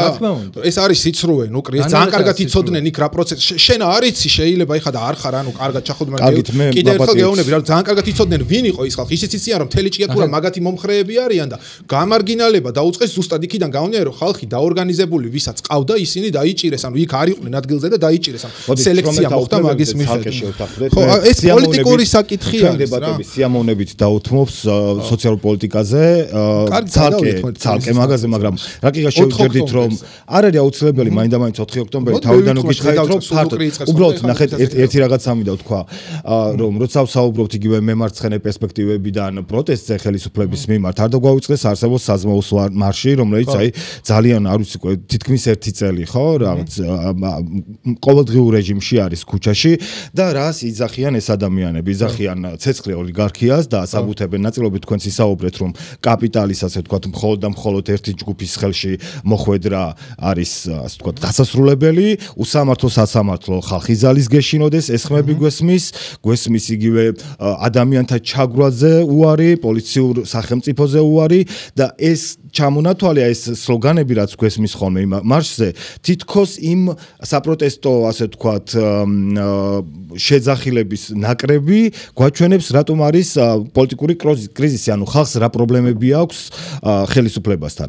აი ამის გათვალისწინებითაც აი ამ თემებზეც რო დავაფუძნოთ ჩვენი ეს დებატები, იმიტომ რომ თუ საუბრობთ პოლიტიკურ კრიზისზე, ხო, მიზეზები ხომ და ვაღიაროთ. ანუ ადამიანები ხედავენ რომ ხო, მათ შორის აი მოკლედ გავიტყვი, გამოხატვის თავისუფლებასთან და დემონსტრაციასთან დაკავშირებით არსებული კანონმდებლობა ვნახეთ რომ ბოლო 1 წლის განმავლობაში შეიცვალა უფრო გახდა ერთი ნაწილი შეფასებით უფრო მეტად რეპრესიული და აი ახლა ახალი ამბავი არის რომ ქართული ოცნება საპარლამენტო გუნდი დაჩქარებული წესით განიხილავს კიდე ახალი ცვლილებების პროექტებს ერთი მხრივ ეს ეხება დემონსტრაციებთან დაკავშირებულ ახალ შეზღუდვებს მათ შორის თქვათ ნიღბით გამოსვლასთან დაკავშირებულ აკრძალებს ასევე პოლიციასთან დაუმორჩილებობაზე მესამე შემთხვევაში უკვე სისხლის სამართალში გადაიტანენ ამას იქვე არის საუბარი იმაზე რომ გარკვეული ჯგუფისთვის გზის გადაკეტვა აღარ იქნება დასაშვები, თუკი სახელმწიფო დაასაბუთებს, რომ ამავე რაოდენობას შეუძლია ეს პროტესტი გამოხატოს სხვა ადგილას, სადაც არ გადაიკეტება გზა. მაგრამ მთლიანობაში, თქვათ, პროტესტის დიდ ნაწილს რეპრესიულ გარემოდ აღიქვამს სახელისუფლებო პოლიტიკას. ეს კონტექსტი არ დაგვაუწყდეს, მე მაქსიმალურად ვცდილობ, რომ არ ჩავერიოთ თქვენ საუბარში, მაგრამ ისეც არ გამოვიდეს პოლიტიკური კრიზისი განვიხილოთ იმ თავარი რაღაც საფუძვლების გარეშე, რასაც დაშენებულია. მე დავიწყოთ ხო, ანუ ეხლა როგორი მომენტი არის? ეხლა როგორც რუსეთზე დავაფიქსირე მე ჩემი პოზიცია სიტყვაზე, ხა ამ პროტესტთან მიმართებაშიც, ანუ ეხლა მე არ მქონდა იმის საშუალება, რომ რაღაც აქტიურად ჩართული ყოფილიყავი ამ მემარცხენეების შიგნით მიმდინარე დისკუსიას ამობენ მემარცხენეები, კიდე რაღაც ძალიან ფართო ისე ხალხი მოდის ადამიანი არც არცზე ბევრი მემარცხენეები ხო, მაგრამ პოლიტიკაში და მე შემიძლია ვთქვა დასაბამიდანვე ანუ მემარცხენე ვარ ასე ვთქვათ და იმიდან 2011 წლიდან ანუ ძალიან ბევრი ადამიანი გამოჩნდა, ვისაც მე საერთოდ არ ვიცნობდი და როგორი მცირეც არ უნდა იყოს ეს ჯგუფი, ნუ უკვე არის იმდენი რაოდენობა, რომ სწორედ რაღაცა სოციალურ მოძრაობაში 100 კაცი გაწევრიანდეს და თქვას რომ მე მზად ვარ მოხალისეობრივად რაღაცა ის სამუშაო გავწიო, ხო, ამისთვის ეს კარგი არის, პოზიტიური არის რა და ეხლა ჩემი პოზიცია რა იყო ეხლა ამასთან დაკავშირებით, რომ ამ პროტესტში ეს მარშირება უკვე დიდი ხნის წინ უნდა შეწყვეტილიყო, ჩემი აზრით და ეს იყო ჩემი პოზიცია და რა თქმა უნდა ანუ 4 ოქტომბრის წინ, როდესაც ანუ გაურკვეველი არის ხალხო როგორ მე კიდე ვიძახი მე ანუ განცხადებით შეიძლება ფორმა შეიცვალოს და ეს იყოს სამჯელო, მაგრამ მე არ მინდა დაგვაუწყდეს ხო ანუ ის ასე ვთქვათ ძირითადი პრეტენზიები რასაც ეფუძნება პროტესტი. აი რაც ჩამოუთვალე, რაც ისმის ხოლმე. აქედან რას აღიარებთ თქვენ დღეს კრიზისის გამომწვევ ფაქტორებად ევროინტეგრაციასთან დაკავშირებულ საკითხთან ერთად? ორივე მხარისგან მაინტერესებს, რას აღიარებთ, როგორც კრიზისის გამომწვევად და ხო. ამას ვამბობ რა, ამის ჩამოყალიბებას ვცდილობ რა და შესაბამისად ხა მე ვერ ავიღებ ყოველას მოქმედებაზე რა პასუხისგებლობას რა, მაგრამ ეს და მე კიდევ ვიძახი ხა რომ იქ თუნდაც ხო ხა იქ ბევრი ხალხი იყო იქ 4 ოქტომბერს შეკრებილი და ბევრი ისეთი ადამიანი იყო, ვისაც მე პატივს ვცემ, ვის მოსაზრებასაც მე პატივს ვცემ და მიუხედავად იმისა, რომ მე მართლა პრობლემებიდან გამომდინარეც არ მქონდა საშუალება რომ ვიღაცასთან მესაუბრა ან რაღაცა და დავაფიქსირე წინასწარ აზრი, რომ ეს ანუ მიუღებელია ხალხო რა, მე რო გავიგე საერთოდ რომ ვიღაცა 4 ოქტომბერს სერიოზულად აღიქვამს, ამითი ვიყავი ანუ გაკვირვებული, ეს იყო ანუ გასაოგნებელი რა და კი ბატონო, ანუ ეს რა თქმა უნდა რომ აქედან ანუ გამიჯნა უნდა მომხდარიყო აქედან რა, ამას ვამბობ რა, მაგრამ ის მომენტი ხა გაიგე რომ იქ ვინც დგას, ანუ ის არის რაღაცის იმითი მემარცხენე იდეის ღალატით დაკავებული, ასე შემდეგ ასე მე არ მგონია რა, რომ ესე შეიძლება ამისი ფორმულირება, ანუ და მემარცხენე იდეა ხა არ ვიცი ხა ვის მოთხო მემარცხენე იდეის, რა მემარცხენე იდეებზე არის, ანუ საერთოდ საუბარი, როდესაც ანუ ხდება, აი არ ვიცი რა, რაღაცა ხდება, ჩამოვთვალე, ჭია თუ რა ხდება, ეს ხდება, ის ხდება და ხალხის ექსპლუატაცია ხდება მაქსიმალურად. აი მართლმსაჯულებასთან დაკავშირებული კითხვები ნუკრი. პოლიციური რეჟიმი ახსენეთ, თქვათ რეპრესიული პოლიტიკა, ვნახეთ, თქვათ ნოემბერ-დეკემბრის დარბევებისას არ მოვერიდები ახლა მაგ სიტყვას, ხო იქ ვნახეთ ისეთი ფაქტები, რომელიც არათუ ჩემი შეფასებით მე არ გამოთქვა აქ ჩემს ხო, წამება არის ნახსენები, მათ შორის სახალხო დამცველის ანგარიში, მათ შორის იმ დროისათვის ჯერ კიდევ საქართველოს პრეზიდენტის რანგი ჰქონდა სალომე ზურაბიშვილს და საერთაშორისო ორგანიზაციების, ასე ვთქვათ, დოკუმენტებშიც ასე შეფასდა, ხო? აი ამ პრობლემებს ხომ არ ამოწურულა ეს პრობლემები, ხო? სად ვნახოთ კომპრომისი ისე, რომ ხალხმა და აშკარად მის მიმართ კრიტიკულად განწყობილმა საზოგადოებამ რაღაც ტიპის კომპრომისი მიიღოს. ბოდიშის მოხდით დავასრულოთ ან აზრი, იმიტომ რომ ბოლომდე ვერ მივედი რა და მიუხედავად იმისა, რომ მოკლედ მე ესე ვემიჯნებოდი რა ამ ყველაფერს, მე მაინც ჩემ წილ პასუხისმგებლობას ვიღებ, რომ მეც რაღაცა ვერ გამიკეთებია, ესე იგი არ ვიცი, რომ ჩემთვის ამდენი პატივსაცემი ადამიანი აძლევს იმის საშუალებას მურთას ზოდელავას რომ ავიდეს ანუ სცენაზე და რა გააკეთოს ანუ პირდაპირ უშიშროების დავალება ანუ ეს ანუ ხო ორჯერ ორი და რაღაცა დადგმული სცენა იყო ხო ანუ ეს ეხლა რომ იყო ანუ манипуლირებული რომ იყო ძალიან კარგად და ის იყო მე პირადად მაგაში დარწმუნებული ვარ და ან შეიძლება მურთას ზოდელავას აქ იმისი გაბარიტები მაგაშიც გეთანხმები რომ იმ დონის იდიოტი იყოს რომ ეს მის იმაშიც რა ქვია დაბადებული იყო და წესი რომ ნორმატიულ ლექსიკაში რჩებით აკადემიური საზოგადოებიდან ხათორივე და აღარ მინდა რომ ეს ამ საკითხებსაც შეეხება ხო ისევ რა რომ აი ჩემნაირი ხალხიც არსებობს რა ანუ უკმაყოფილო რა ამ ხელისუფლების და ბევრნი ვართ ანუ ასე მგონია რა მე შეიძლება ესე იგი არც იმისი ბოიკოტის მომხრე ვიყავი ამ არჩევნების ხო ამ მათ შორის ამ მემარცხენე ჯგუფების მხრიდან ბევრი რაღაცაზე ანუ სხვანაირი ის მქონოდა აზრი მქონოდა მაგრამ ეხა ხალხის ანუ წამება ან მართლა წამება იყო რა კიდე ვიბუნებსა და მეორე ეს ერთი არის წამების ნაწილი და მეორე არის ეს რასაც ტიტუშკებს რასაც ეძახიან ხო ანუ თუ გინდა რაც გინდა ის დაუძახოთ ვიცი რომ არ მოგწონთ თქვენ ეს ტერმინი რა ვიცი თუ გინდა იმათ ტიტუშკები დაუძახოთ ამათ აკაცუკები დაუძახოთ და მაგაში შევთანხმდეთ ეგეც არ არის პრობლემა მეც ვიქნები აკაცუკების ნაწილი თუ გინდათ და ეს რაღაცა რომ პოლიციასთან ერთად გამიგე ანუ ნიღბიანი ადამიანები რომელსაც ანუ ფულს უხდიან პოლიციას ეუბნება ბიჭი თქვენიანი ვარო რა ეს მე როგორც ანუ საქართველოს მოქალაქეს ანუ მაშფოთებს და ანუ მაწუხებს რა და როგორ გაუწიო წინააღმდეგობა ანუ მაგას ვფიქრობ ისე რომ მურთაზოდელავას არ დაუჭირო მხარი მადლობა მე მგონი გასაგები არის და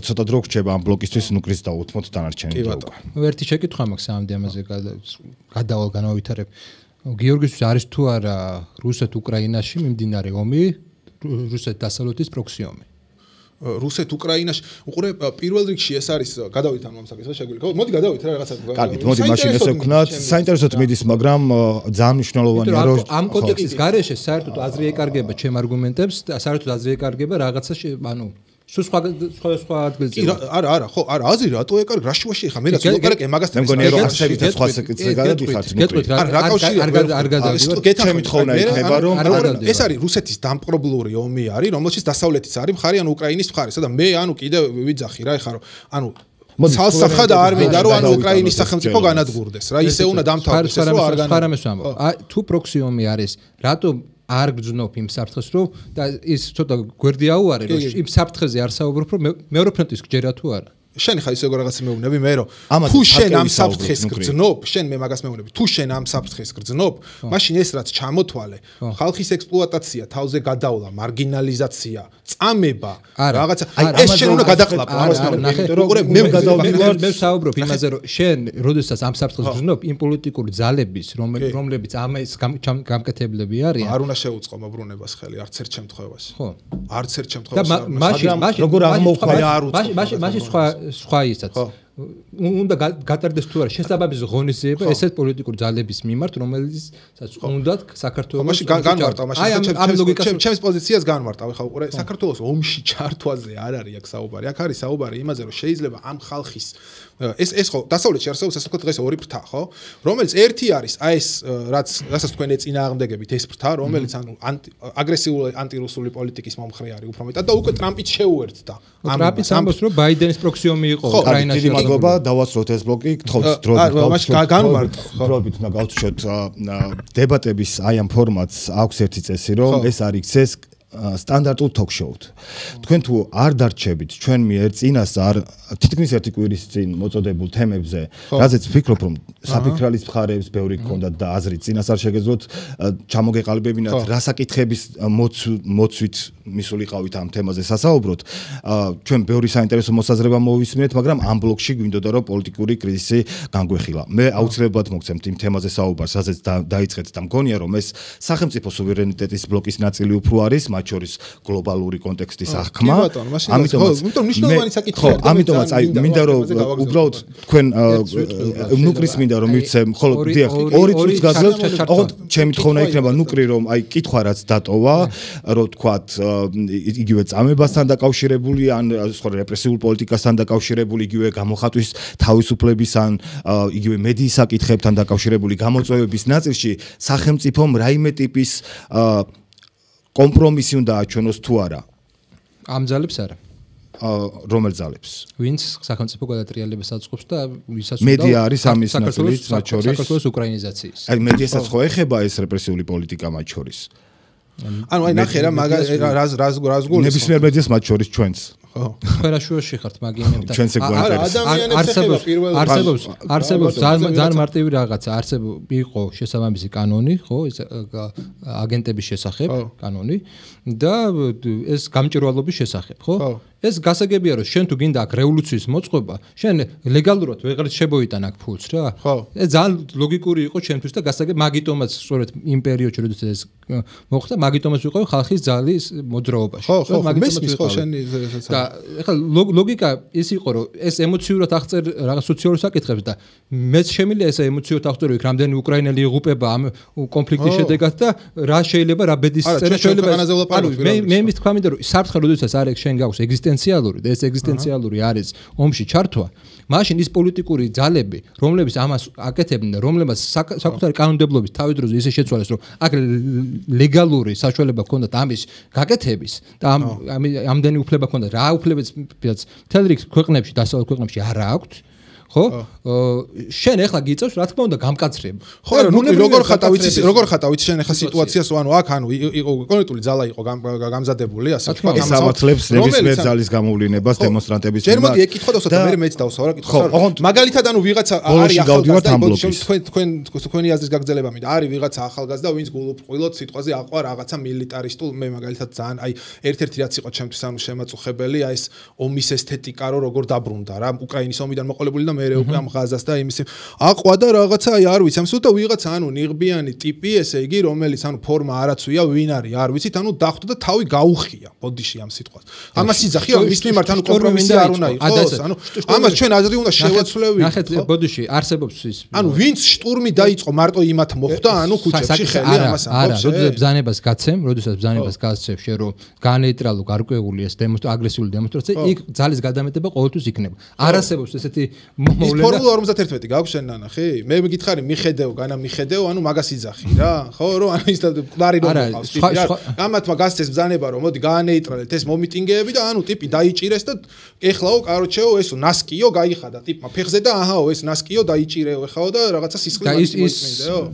დანა რო დაარტყეს ეხლა იმას პოლიციას ეხლა მაგაზე ხო და როგორი აგრესიულიც იყო ერთი მხარე ისეთივე პასუხი მიიღო რა გიტყვით ესე იგი აგრესიული ხო და ამაში არის რა გასხმა დიდი მადლობა მე მინდა რომ თან დროის თანაზომიერებაც დავიცვა საკმაოდ მართლა გნებათ მე დაითო დიდი დრო დაგეთმოთ თქვენ დამაზუსტებელი შეკითხვა მექნება ნუკრის თან და ამით მათ უნდა დავასრულოთ პირველი ბლოკი ნუკრი გასაგები არის საფრთხეები რომლის წინაშეც ნებისმიერ დროებაში ნებისმიერი ხელისუფლება შეიძლება დგებოდეს როგორც შიდა ძალების გამოწვევებასთან დაკავშირებით ასევე საგარეო გამოწვევებთან დაკავშირებით მაგრამ როდესაც ასე ვთქვათ ხელისუფლება ყველა ასე ვთქვათ მოწინააღმდეგე მხარეს დაიყვანს რაღაც ერთ სიტყვამდე აქცევს მტრად და მას მიაკუთვნებს ნებისმიერ მედია საშუალებას რომელიც შეიძლება კრიტიკულად აანალიზებდეს იაზრებდეს სვამდეს შეკითხვებს ხელისუფლების მიმართ ნებისმიერ არასამთავრობო ორგანიზაციას ნებისმიერ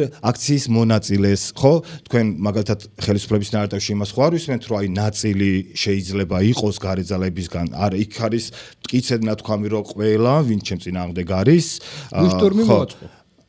ხო, მაგრამ იქ ხო არიან ადამიანები, ვისაც პოლიტიკური პარტიები, რომლებიც არ მოაწყეს ეს შტურმი, რომელიც ახლა შევიდნენ იქ, რა ქვია. მედიასთან დაკავშირებითაც მითხარით და მე ეს ბლოკი დავასრულოთ. გეტყვით, თქვენ საუბრობთ იმაზე, რომ ერთხარეს აბრალებთ იმას, რომ ახდენს გარკვეულ წილად საზოგადოების დაყოფას, ხო და რადიკალიზაციას. არა, არ ვაბრალებთ, ჩვენ ვაანალიზებთ მთელი ამ წლების განმავლობაში, უთანხმოების კულტურა თუ ვინმე მაწარმოა, ეს იყო ის ეგრეთ წოდებული კრიტიკული მედია, რომელზეც თქვენ საუბრობთ. მაგრამ ყველანაირი განსხვავებულას, როდესაც რუსეთუმეს უწოდებდნენ, ეს იმდენად ჩვეულებრივი პრაქტიკა იყო და იმდენად ჩვეულებრივი ენა იყო პოლიტიკური ენა, რომ უკვე მოხდა საზოგადოების რადიკალიზაცია. უკვე ეს შედეგი მივიღეთ. ამაში თავისი ტონი ხო აქვს პოზიტივისაც საზოგადოების დაყოფაშიც, მათ შორის აქტივებაშიც. პოზიტივი არ არსებობდა, როდესაც ეს ნარატივი არსებობდა. დამამცირებელ, ასე ვთქვათ, რეპლიკებს ადამიანების მიმართ. პოზიტივის პოზიცია იყო შემდეგი.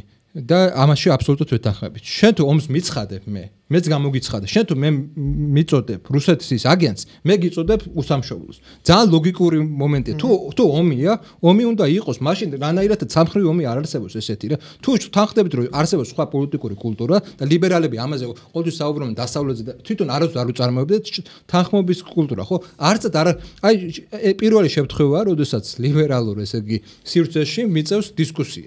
აქამდე არავის არ ხო, ამიტომაც ჩვენ ვცდილობთ რომ შევქმნათ ეგეთი არა, პირიქით მადლობა. აი ნახეთ ნუკრი მაგას გეუბნებით, ჩვენ მოწოდებული ვართ რომ ესეთი პრაქტიკები შევქმნათ. აი მართლა მოწოდებული ვართ, მათ შორის ჩვენ ძალიან დიდი ხანია ვესაუბრებით უშუალოდ ხელისუფლების წარმომადგენლებს, ხო?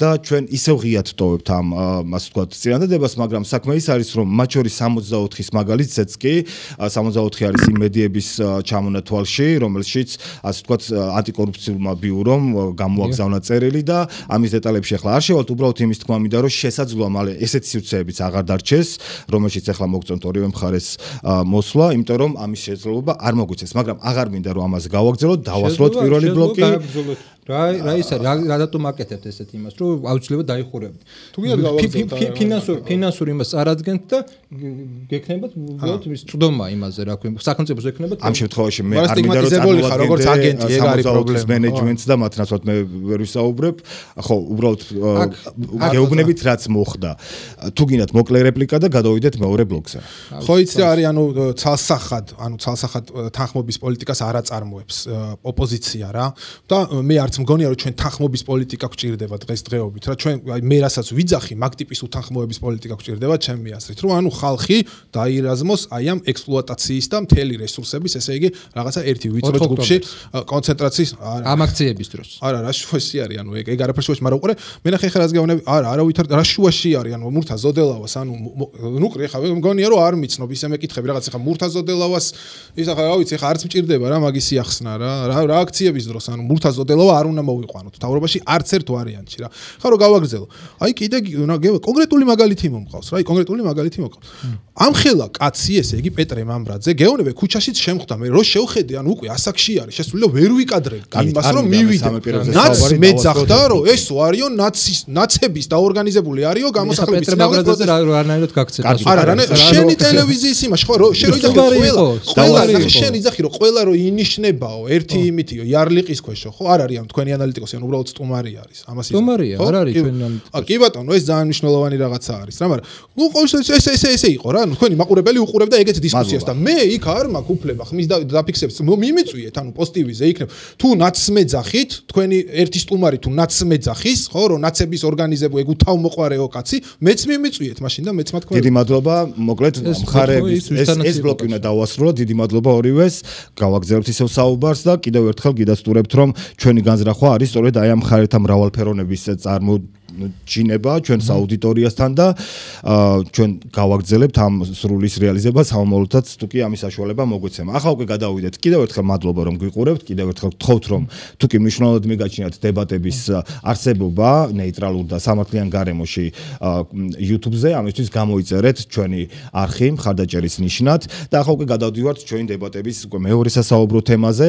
ამჯერად უკვე ვისაუბრებთ როგორც დათქმული გქონდა სუვერენიტეტზე, თუმცა მანამდე მაინც მინდა რომ რაღაც ერთგვარი პრეამბულა გავაკეთო ამ თემის რატო ვლაპარაკობთ სუვერენიტეტზე, რას ნიშნავს და რამ შეიძლება შეუქმნას საფრთხე, ხო? მარტივი განმარტებით დავიწყოთ, რომ სუვერენული არის სახელმწიფო, თუ კი მას შეუძლია რომ აწარმოოს ყოველგვარი გარეჩარევის გარეშე ქვეყნის საშინაო პოლიტიკა, საგარეო პოლიტიკა, კანონების, ეკონომიკის, თავდაცვის, ასე ვთქვათ, სტრატეგიების ფუნქციონირება თავისი ხედვებზე დაყრდნობით. ასევე უნდა ვთქვათ ისიც, რომ ზოგჯერ რაღაცნაირად სუვერენიტეტის საკითხი არის ხოლმე манипуляციის თემა ისეთი სახელმწიფოების მხრიდან, რომლებიც არიან მიდრეკილი ან იზოლაციონიზმისკენ, ანაც ავტორიტარიზმისკენ და აი სუვერენიტეტის საკითხი გამოიყენება ხოლმე ასეთ შემთხვევაში არა ვთქვათ თავისუფლების გამტკიცებისთვის, არამედ უფრო რაღაცნაირად კონტროლისა და იზოლაციის გასამტკიცებლად, ხო? არსებობს ესეთი პრაქტიკები და როდესაც ზოგიერთი ასეთი ქვეყნის ხელისუფლება ამბობს, რომ ჩვენ უნდა ვიყოთ სრულიად დამოუკიდებელი გარე გავლენებისკენო, ამას შესაძლოა გქონდეს ისეთი ასე ვთქვათ მინუსები, როგორიც არის ეკონომიკური, პოლიტიკური იზოლაცია, კულტურული იზოლაცია და ეს საბოლოოდ შეიძლება კი არ აძლიერებდეს სუვერენიტეტს. პირიქით ასუსტებდეს, იმიტომ რომ მას უფრო დასუსტებულად წარმოაჩენდეს საგარეო გლობალურ არენაზე, ხო? და ძალიან მოკლედ იმაზეც თუ რა, ასე ვთქვათ, რამ შეიძლება დააზიანოს სუვერენიტეტი, უპირველეს მაგალითად და ჩვენი ქვეყნის მაგალითზე უნდა ვთქვათ, რომ ოკუპაცია არის პირველი, რაც უტევს სუვერენიტეტის, სახელმწიფო სუვერენიტეტს და ასევე ნებისმიერი სხვა ჩარევა უცხო სახელმწიფოსი. აი ახლა მე მინდა რომ აი ჯერ სანამ დებატებზე გადავვათ ამ ბლოკისა მოკლე კითხვით მოგმართოთ და მოკლე პასუხები მივიღო. მაინტერესებს თქვენ დებატების ორი მონაწილე მიიჩნევთ თუ არა რომ დღეს საქართველოს უდგას სუვერენიტეტთან დაკავშირებული ასე ვთქვათ კაფიო გამოწვევები. ძალიან მოკლედ რომ მიპასუხოთ და შემდეგ უკვე გავშალოთ ეს თემა. კი და სულ ედგება სანამ საქართველოს იარსებებს სულ ექნება სუვერენიტეტთან დაკავშირებული გამოწვევები სულ უნდა ვიბრძოლოთ რა. მათ შორის აი ამ მომენტშიც ხო. არც სუვერენიტეტის რამოდენიმე განზომილება არსებობს, რა თქმა უნდა, ტერიტორიული, რეგიონალური, რომელიც შელახული გვაქვს რუსეთის მიერ, არსებობს ეკონომიკური განზომილება, რომელიც შელახული გვაქვს მეზობლების და არა მარტო მეზობლების მხრიდან და არსებობს ეგრეთ წოდებული პოლიტიკურ, იდეოლოგიურ სულიერი განზომილება, რომელსაც მეტნაკლებად დღეს ვიბრუნებთ. მე რაში არ ვეთანხმები გიორგის იმაში არ ვეთანხმები, რომ მას მიაჩნია, რომ მეორე განზომილება, ეკონომიკური განზომილებიდან შეგვიძლია დავიწყო ისე, რომ ჩვენ პოლიტიკური სტაბილურობა არ გქონდეს. პოლიტიკური სტაბილურობის გარეშე ვერ განხორციელდება ვერც მეორე განზომილება ნაწილი და ვერც მესამე ნაწილი ტერიტორიული ნაწილი. და ის რომ ხო, რა ვიცი. ხო, აი რასაც კარგი მონახაზი გაკეთდა და იმისა თუ რაზე ვისაუბრებთ და ამაზე უკვე გადავთ, მოვისმენთ თქვენს ძირითად პოზიციებსაც და შემდეგ უკვე ღია დისკუსიასაც.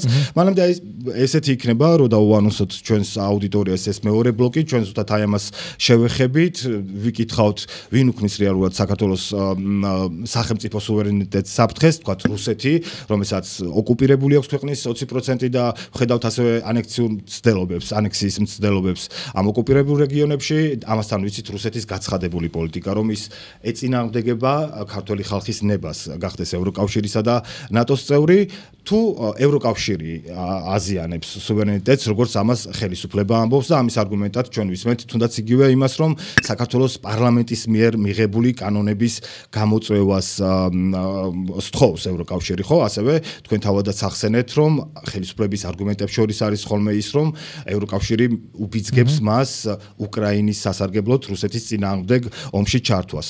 ანდაც შეიძლება იყოს, არ ვიცი, გლობალური ომის პარტია, ანდაც სხვა ვერსიები, სხვა სახელმწიფოებიც. სწორედ ეს გვინდა გავიგოთ თქვენგან, ვის როგორ გესმით სუვერენიტეტი, რაში ხედავთ პრობლემას და რაც თავარია გამოსავალს. მოდი დავიწყოთ ნუკრი შოშიაშვილის 2 წუთით, ნუკრი ამჯერად გაძლევთ 2 წუთს, რომ აი ამ კითხვას რო უპასუხოთ, როგორც ღიად დავსვამთ, ასევე ღიად.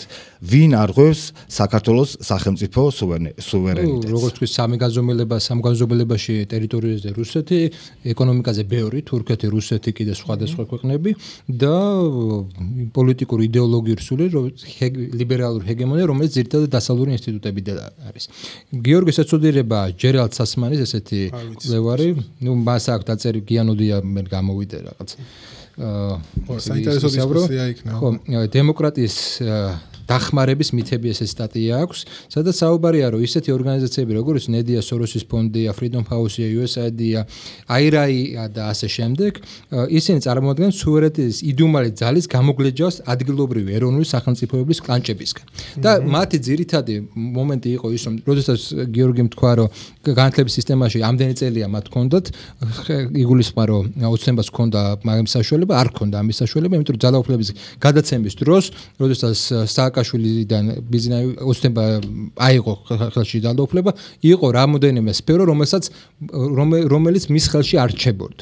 ეს იყო პირველ რიგში განათლების სისტემა, ეს იყო მთელი რიგი საუნივერსიტეტო სისტემა და შემდეგ მოხდა მოკლედ განხეთქილება სასამართლოზე და პირველი პრობლემა სასამართლოზე დავიწყეთ და სასამართლოზეც უნდა მეთქვა, რომ დღეს როდესაც მემარცხენე გამოდის სასამართლოს წინააღმდეგ, ეხლანდელი მემარცხენე და როდესაც შევადაროთ სააკაშვილის პერიოდის სასამართლო, ხო, თუნდაც მემარცხენე პოზიციებიდან.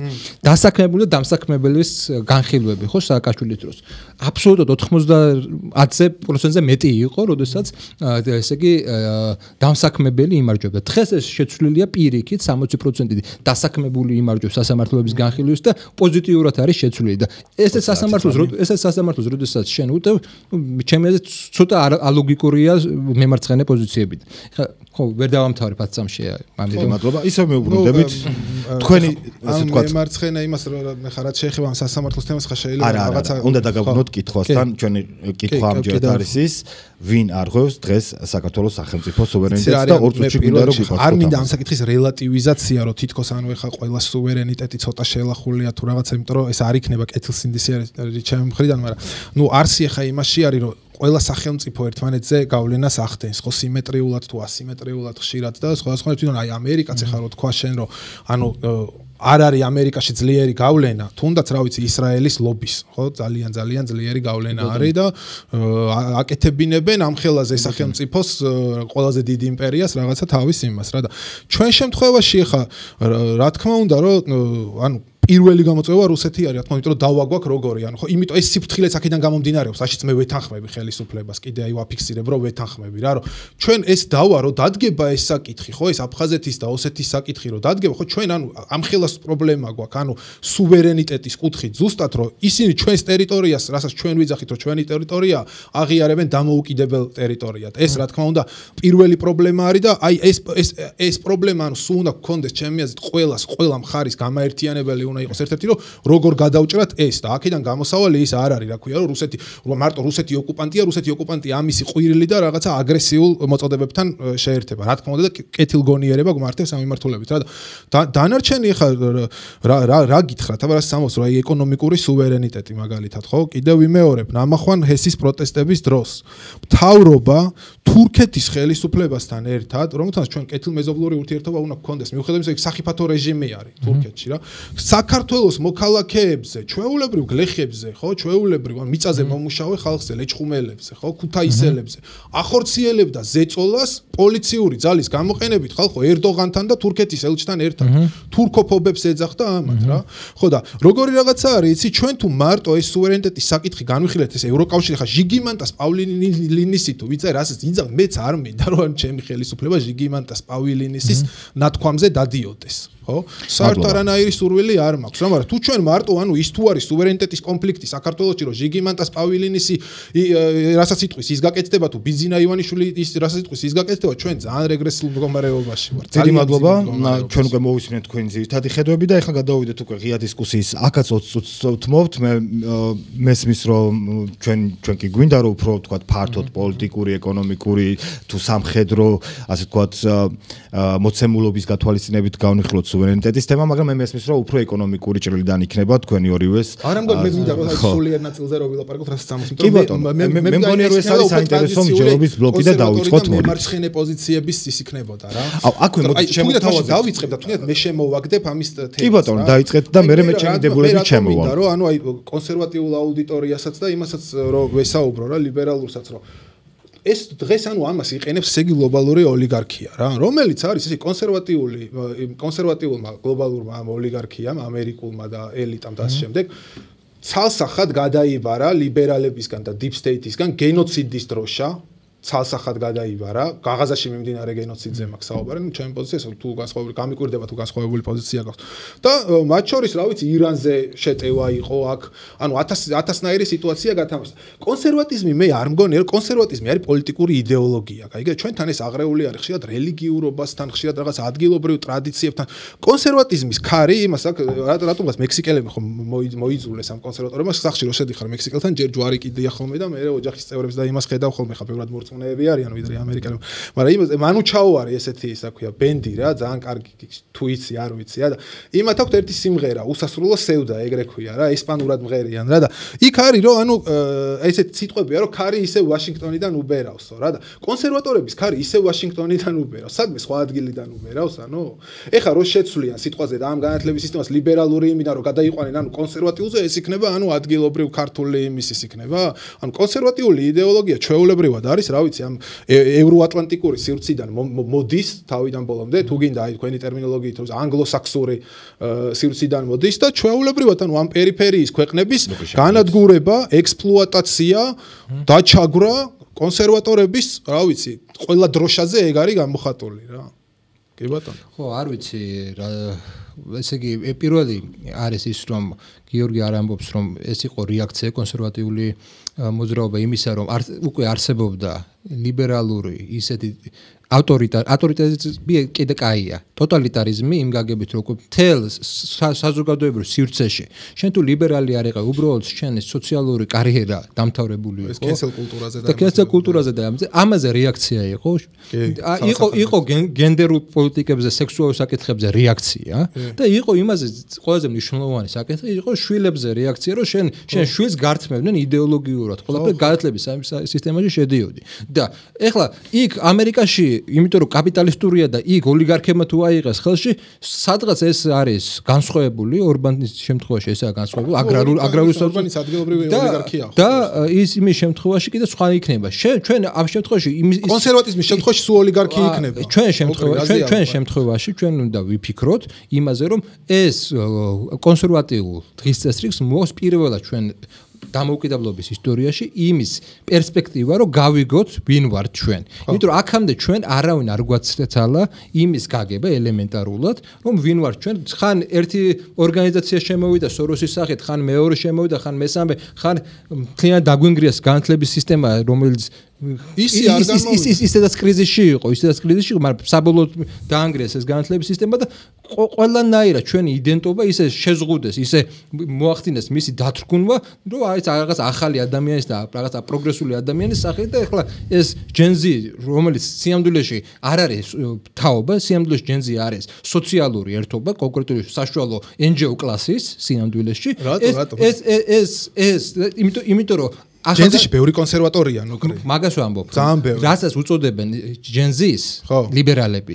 ეს არ არის თაობა. ეს არის სოციალური ჯგუფი, ლიბერალური სოციალური ჯგუფი, რომელიც ხდება ჩვენზე უფროსებში, ეგეთი ხასიათების, ისე უმცროსებში.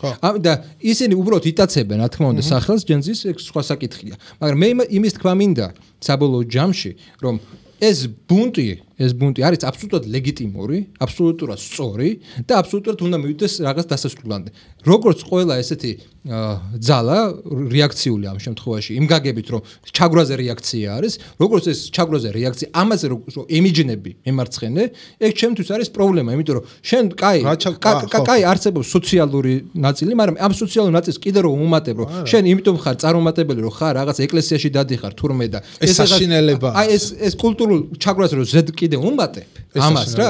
აი ეს ამ სისტემიდან პირველი ადამიანმა უნდა გააცნობირო თავის რაღაცა იდენტობიდან გამომდინარე, უნდა ქონდეს იმის საშუალება, რომ საკუთარი იდენტობაზე გვაქვს სხვადასხვანაირი წარმოდგენა. და მეორე ის რომ შენ ეს იდენტობა გააცნობიერო, არ უნდა იყოს ისეთი მონოპოლიზირებული შენი საგანმანათლებლო სისტემა, როგორც ეხლა არის, აბსოლუტურად იდეოლოგიური მანქანები რომ არის და ქარხნები რომ არის, არანაირი აკადემიურობა პრაქტიკულად უკვე აღარ არსებობს და შენ უნდა ქონდეს ელემენტარული იმის საშუალება, რომ რაღაცა პირველად დაიწყო იმაზე ფიქრი, ვინ ხარ შენ. აქამდე არ დაგიწყია ეს ფიქრი და კონსერვატიზმი გაძლევს ამის საშუალებას. არანაირი მემარცხენე ძლიერი მოძრაობა არ არის, რომ იყოს სხვა რეალობა იქნებოდა და ეს კრიტიკა რომ აი ესე რო იყოს და ეს ძალიან მარტივია, მაგრამ როდესაც შენ ვერ შექმენი წლების განმავლობაში ეს ძლიერი მემარცხენე მოძრაობა სოფლიოში ასე არის ნოყრილი. დამარცხდა ეს მემარცხენე გვასო ჩვენ საბერძნეთში, გვასო ჩვენ სოფლიო ომის წინაც ასე იყო. მემარცხენე მოძრაობა დამარცხდა ერთმანეთის სისხლში ამოისვა. იქ საბჭოთა კავშირი იყო და იქ სხვა ელემენტი იყო და ჩვენ ყავს ახლა ისეთი შესაძლებელი მოკავშირე ჩინეთის სახით ამ შემთხვევაში,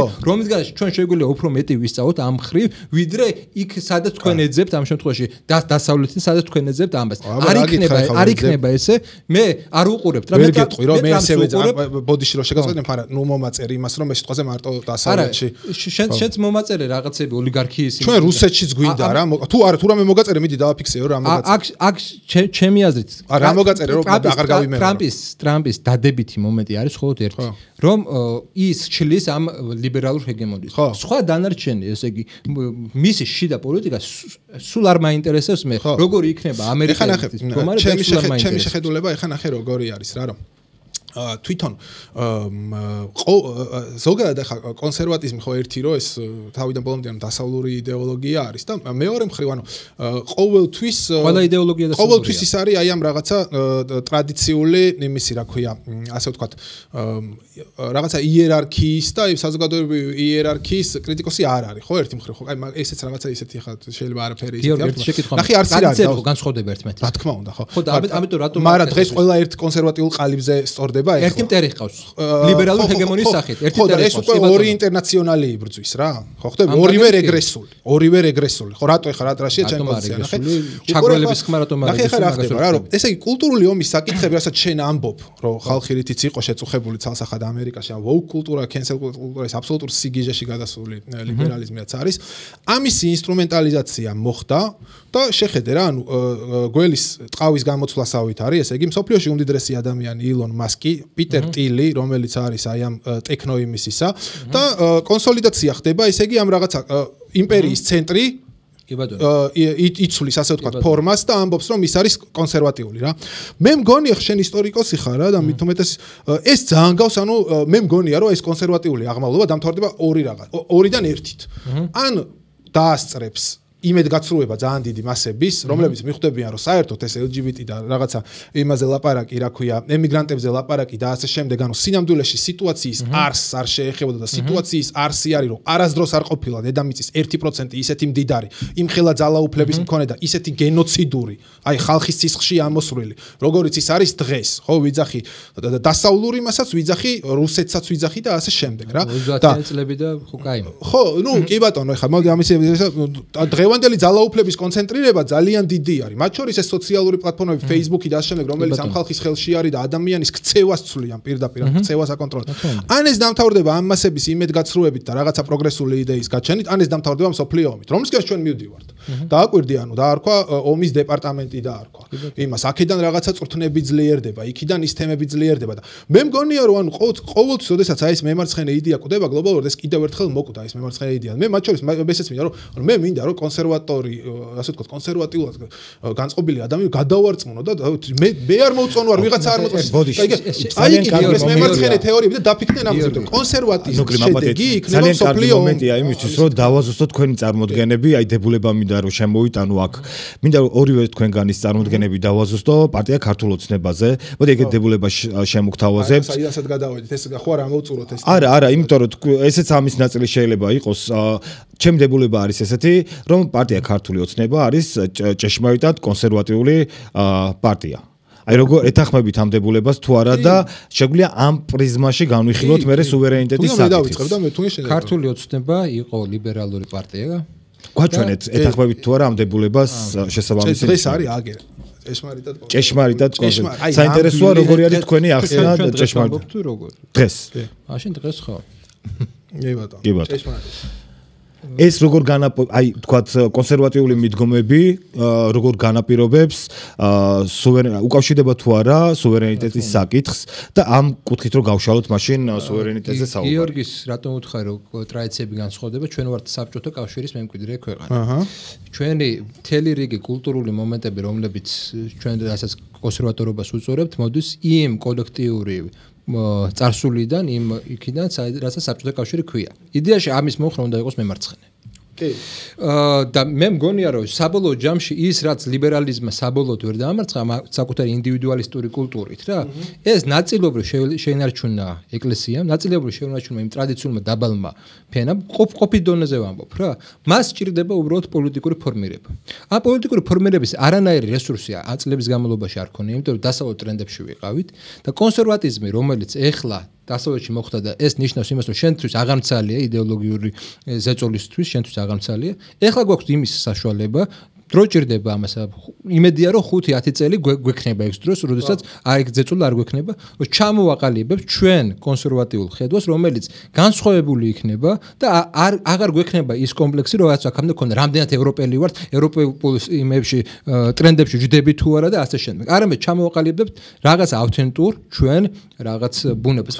ამისთვის საჭიროა აკადემიური სივრცე იყოს დამოუკიდებელი. აკადემიურ სივრცეებში წარმოებდეს ის კვლევები, რა კვლევებიც ეხლა არ წარმოებს პრინციპულად საგრანტო სისტემები საერთოდ შეიცვალოს და მოხდეს ის, რაც პრინციპში მოხდა. მე შეგახსენებთ, რომ 30-იან წლებში, 20-იან წლებში განსაკუთრებით ქართული აკადემიურმა სივრცემ სწორედ მასში შეიქმნა ერთიანი საქართველოს ისტორია, მასში შეიქმნა ქართული გრამატიკა, მასში შეიქმნა ის ძირითადი ფუნდამენტები ქართული იდენტობისთვის, რომელიც მერე დღემდე მოყვება და დღემდე ის არის. სამეცნიერო ელემენტი გააჩნია. ამიტომ ამის გამეორება ჩემი აზრით შესაძლებელია აბსოლუტურად, უბრალოდ ამის დრო ჩვენ აქამდე არ ქონია. როგორი მომენტი არის ხარ, რასაც ეხა ის რასაც ჩვენ ხარ რასაც ქართული ოცნება ეხა აკეთებს რა, მაგას ქვია ტრადიციის გამოგონება. სინამდვილეში ეს არ არის ცუდი თავისთავად ტრადიციას ყოველთვის ჩვენ რაღაცა თავიდან ვიგონებთ და შემდეგ რეალობა ეს არ არის ხა ჩემი აზრი ეს სწორი აზრი ეს არის რა რომ ჩვენ ანუ ქართველების შემთხვევაში ჩვენ არ გქონდა ასე ვთქვათ კონსერვატიული იდეოლოგია მე-19 საუკუნის ბოლოს და მე-20-ის დასაწყისში არ იყო ეროვნული მოძრაობის ასე ვთქვათ გამწევი ძალა საქართველოში არასდროს რა საქართველოში ეს იყო მემარცხენე და ეს იყო ლიბერალური ხშირად უფრო მეტად მოძრაობის დონეზე რასაც ქვია იყო ბოლშევიკები და მენშევიკები მანამდე თავიდან ერთი ორბელიანი იყვნენ. ბოლოში კონსერვატორებად მოიხსენიებდნენ. ეს შენ თუ ამბობ თქვათ რომ ხო, მაგრამ უყურე ჭავჭავაძეზე და შენ თუ ამბობ თქვათ ხო და მე თუ შენ თუ ამბობ როგორც ავტორი იქ ორბელიანი და ასე შემდეგ ეს ავტორები რა თქმა უნდა მნიშვნელოვანი იყო მე გელაპარაკები უკვე ორგანიზების დონეზე, როდესაც ანუ ერი იწყებს დარაზმვას და ის იწყებს ანუ რუსული იმპერიალიზმის და კაპიტალის წინააღმდეგ დარაზმვას, ხო და ამ დიდ საბჭოთა მოძრაობას უერთდება ჯერ პირველი რესპუბლიკა არის აქ და მერე არის უკვე საბჭოთა იმის ნაწილი, ხო? და შესაბამისად ანუ როგორი რაღაც არის, რომ ეს კონსერვატიზმი, ხო, დღეს რაც არის და ეს კი არ ტეხავს, კაცო, მე ხა ამას რაღაცა შესაძხვენად კი არ ვამბობ ვიღაცთან რაღაცა. ეს არის ჩვეულებრივ დასავლური კონსერვატიზმის ნაწილი არის, კაცო, თავიდან ბოლომდე. შენ მე უსმინე შენს იმას და ხშირად ამბობ ხოლმე და ძალიან პატივს ვქცევ მაგას, რომ ანუ რაღაცა ეს გულწრფელი ის გაქვს, რომ ჩვენ რაღაც ავთენტური აქ გაჩნდეს, რაღაცა ეს გაჩნდეს, რაღაცა ის ხო ძალიან კარგი სურვილი არის რა თქმა უნდა რა გასაგები არის, მაგრამ ნუ რას გულისხმობს და ის ხა უფრო კონკრეტულად არ მესმის და ვერც წარმომიდგენია სიტყვაზე დღევანდელ ამ გლობალიზებულ სამყაროში რა რაღაცა ისეთი გაჩნდეს რაც სიტყვაზე არც ამერიკაში იქნება, არც რუმინეთში იქნება, არც რუსეთში იქნება და ასე შემდეგ. ესეთი არა, ჩვენ ვართ ბოდიში, ჩვენ ვართ ის საზოგადოება, რომელსაც შეგვიძლია გარკვეული სინთეზირებული რაღაცები შექმნას. სინთეზირებული ერი ვარ, სინთეზირებული ჩვენი კულტურის ყველა ასპექტი არის აღმოსავლეთის და დასავლეთის სინთეზირება. ეს ჩვენ არა ვართ სასახად არც დასავლეთი, არც აღმოსავლეთი. ეს ჩვენი კულტურის სინთეზირება ჩვენ გვაქვს ამის პოტენციალი, მაგას ვამბობ. ამიტომ ჩვენ გვჭირდება აქ. მოდი პოლიტიკურ განზომილებასაც დაუბრუნდეთ. აქ ჩინეთის გვჭირდება.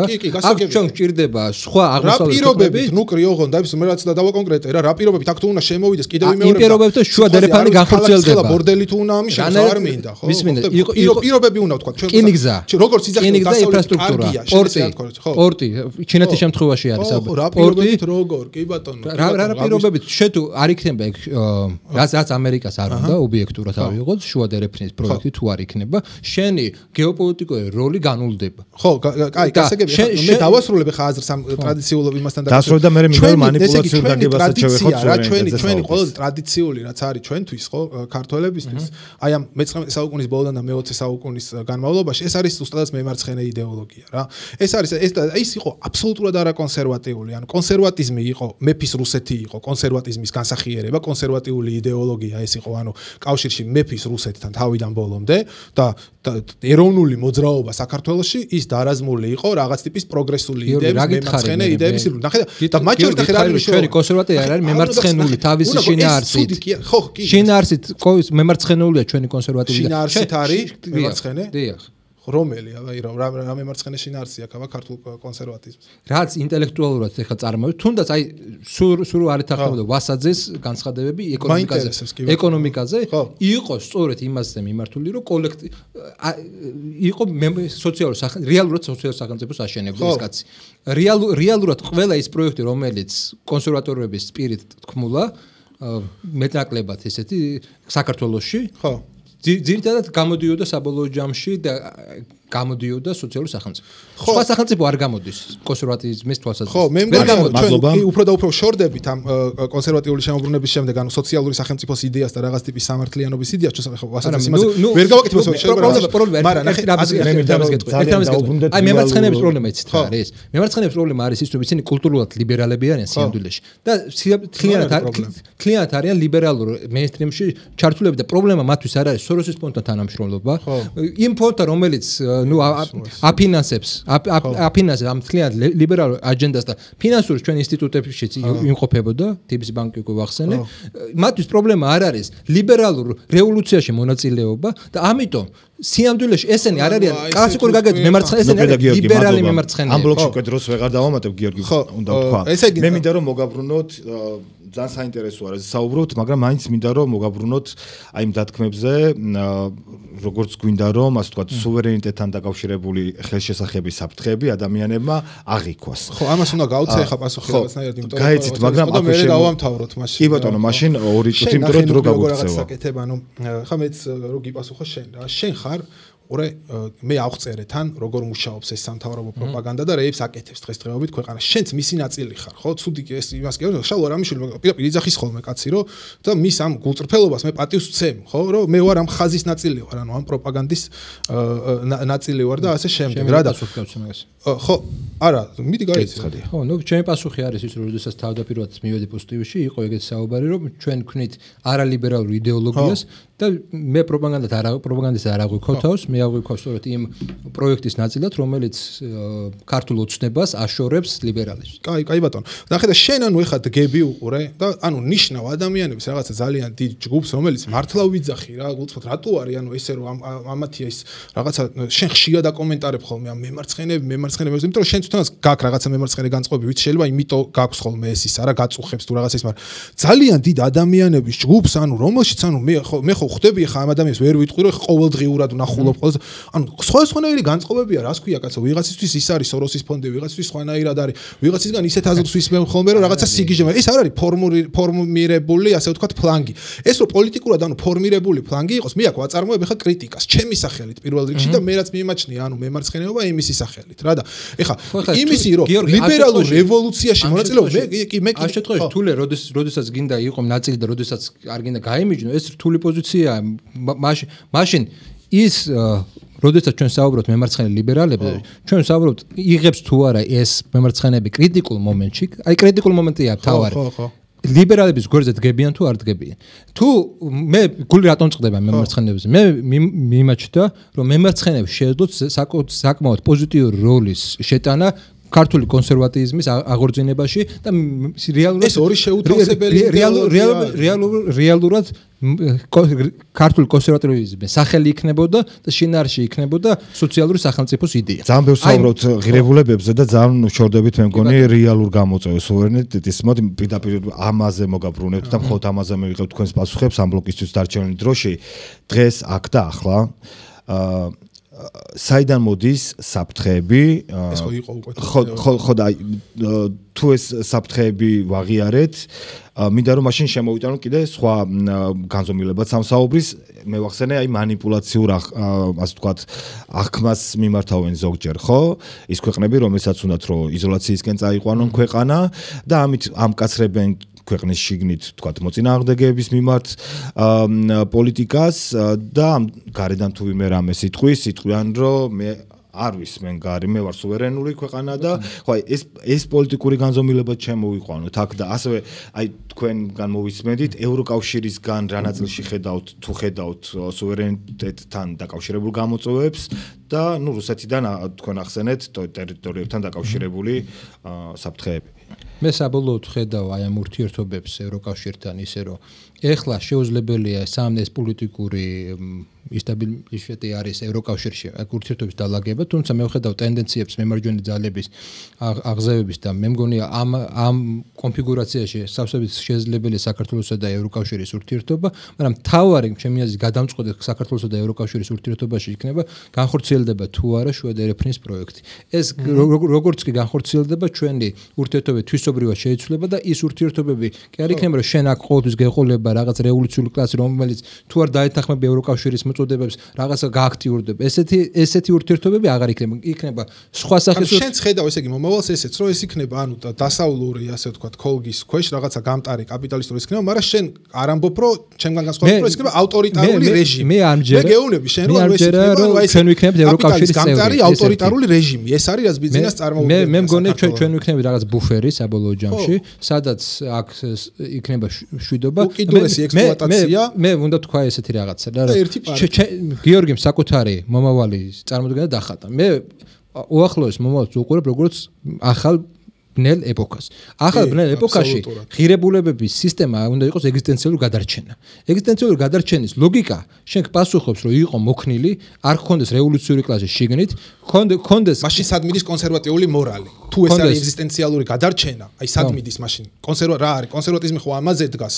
იდეოლოგია, დოქტრინა ამას ეფუძნება, ხო რომ რაღაცა ეგზისტენციალურ გადარჩენაზე მაღლა უნდა იდგეს რაღაცეები, ხო? კი ბატონო, უნდა იდგეს, რა თქმა უნდა, მაგრამ ეს რეალ პოლიტიკა საერთოდ არ უშლის ხაზს. რეალ პოლიტიკის ლოგიკიდან გამომდინარე, შენი მთავარი ამოცანა უნდა იყოს, რომ საქართველოს იყოს ბუფერი ამ დიდ დაპირისპირებების ეპოქაში. რო აგვიეროს რაღაცნაირად მე გეთახმები ყველა რეალ პოლიტიკოსი რომელსაც თქვენ კონსერვატორებს უწოდებთ ყველა ამაზე საუბრობს ხო და მე არ ვიცი მორალი რა შუაშია იმასთან რომ შენ უკრაინიზაცია არ მოახდა პირიქით ჩემს ეს მორალური როდესაც შენ ერს გადაარჩენ იმით რომ აქ რაღაც მილიონობით ადამიანობით შეიძლება არ დაიღუპოს მაგრამ ქალაქი არ დარჩეს და ეს რუინებში აღმოჩნდეთ ხო ანგრევებში მეც ანუ ვიზიარებ ესე იგი ამ სამყაროს იმას რა ქვია ბნელ ხედვას რომ მომავალში ანუ აქ ძიმე მდგომარეობა იქნება და უეჭველი ანუ ომი ყველანაირად ხშირად უნდა ავირიდოთ თავიდან, მაგრამ უყურე ამ სიბნელეს რა ემატება, რასაც შენ არ აღიარებ რა. რატო არ აღიარებ, იმიტომ რომ შენ მომხრე ხარ პრინციპში ამ რეჟიმის რა, ანუ მთავრობის აწგინა ის დაარქვი რა, ნახე, რომ ამ მთელ ამ სიბნელეს, რომელიც კაცობრიობაზე არის გაბატონებული და კიდევ უფრო ბატონდება და შემდეგ ემატება ის, რომ ჩვენ ვიქნებით ერთი, ანუ აი ესეთი ერთი პარტიის ირგვლივ ჩამოყალიბებული რეჟიმი, პოლიციური სახელმწიფო, რომელშიც ჭიათურელები, რუსთაველები, კაზრეთელები იქნებიან უკიდურესად ექსპლუატირებულები და ხმაწართმეულები. პირიქით. სუვერენიტეტის ლოგიკა ნიშნავს ასევე იმასაც, რომ შენ, როდესაც უფრო იკეტები, უფრო მეტად დამოკიდებული ხდები ადგილობრივი მოსახლეობის განწყობა, გუნება განწყობებს. და მას უფრო მეტად უწევ, ესე იგი, ანგარიში. ამ შემთხვევაში არის იკეტები, ამ შემთხვევაში არის იქნება. ამას გვაჩვენებს ხელისუფლების პრაქტიკა, ნუკრი. ამ შემთხვევაში, რა თქმა უნდა, შენ იკეტები და ანუ ხალხის განწყობას უფრო იმას შვები, რა თქმა უნდა. რა თქმა უნდა, რა ვიცი, როგორ საიდან გამომდინარე. ამ ლოგიკიდან გამომდინარე მემარცხენე მოძრაობების გაძლიერება შეგიძლია მომისე შენ თუ შეგელია რომ 3000 კაცი გეუნახე იკრიბება რომ ბანკის ვალები გვაქვს ხალხო და ბავშვებს შიათ ამ დროს ყავს ბანკი ევროპული ბანკები რეალურად არ გაძლევენ სხვა ბანკების შემოსათვის და შენ თუ შეგიძლია რომ ვინც ამათ აორგანიზებს ხო ის საწარმო თუ შენი არის და შენ მართავ იქ ამ კაპიტალთან გარიგებული ხარ თუ ფულთან დასავლურთან რუსულთან ყველანაირთან და შენ ის 4 კაცი რომელიც ამ ხალხს ანუ აორგანიზებს თუ შეგიძლია რომ დაიჭირო და მე კიდე იმ ქალაქში 80% აიღო ხო რა ვიცი რომელ განწყობების მოსმენაზე არის ანუ საუბარი საქართველოს ხალხს დღეს შენ გიფიქრია მაგაზე რომ ჭიათურაში ეს გაფიცვა რო იყო და ბიჭებმა რო პირი ამოიკერეს ხო და ესეთი მძიმე მდგომარეობა რო იყო და იქ ვიყავი იმ წუთას ვიყავი იქ რო თვალები რო ამოიკერა კაცმა ეგეთი ძიმე მე რა რეაქცია უნდა ვერ ხდებოდი საერთოდ რა უნდა გამიკეთებინა რა და ნახე ერთი გადაძახილი არ ყოფილა სოლიდარობის იცი სხვა იმიდან კაზრეთიდან მაგალითად იცი კაზრეთში რა ხდება ხარ ნამყოფი კაზრეთში კი ვარ ნამყოფი ხარ აი რა ხდება კაზრეთში აი შენ როგორ შეაფასებდი კაზრეთის მდგომარეობას შეკითხვა მაქვს ის რო ეხლა პრობლემა არის სერიოზული მამაზე დადებითი პასუხი ეს პრობლემა არ არის ეს არის აწვება ძალა აწვება ამ ხალხს ზევიდან შენ რეჟიმი აწვება ამ შემთხვევაში გიორგი შენ რას აკეთებ რომ საუბრობ რაღაც პრობლემაზე გამოსავლის გარეშე გამოსავალი ამ შემთხვევაში აქ ორი ხალხის ორგანიზება გაკ უფრო მეტად პოლიტიკური ძალების შემთხვევაში გაკ ის რომლებიც საერთოდ ამ მე მესამეზე ვლაპარაკობ იმიტომ არ არსებობს მესამე გავაჟღ არა და უნდა შევქნათ მე საიდან დაიწყოს მე ამიტომ ვლაპარაკობ რომ როგორ უნდა შეკრა როდესაც არსებობს უცხოური ზეგავლენა და შენ ან უცხოური ზეგავლენა სანამ არსებობს საქართველოს ვერ დაორგანიზდება ანუ მუშათა კლასი ამას ამბობს სულ იქნება უცხოური ზეგავლენა ნუკრი რა შუაშია შენი სუვერენიტეტი იქნება რაღაც დონემდე რა დონე აი რა დონე სად არის აი მანახე მინიმუმ პოლიტიკური სტაბილურობა აგეთ იმ დონეზე მივალთ და მე შეიძლება რომ მუშათა კლასი დაირაზმოს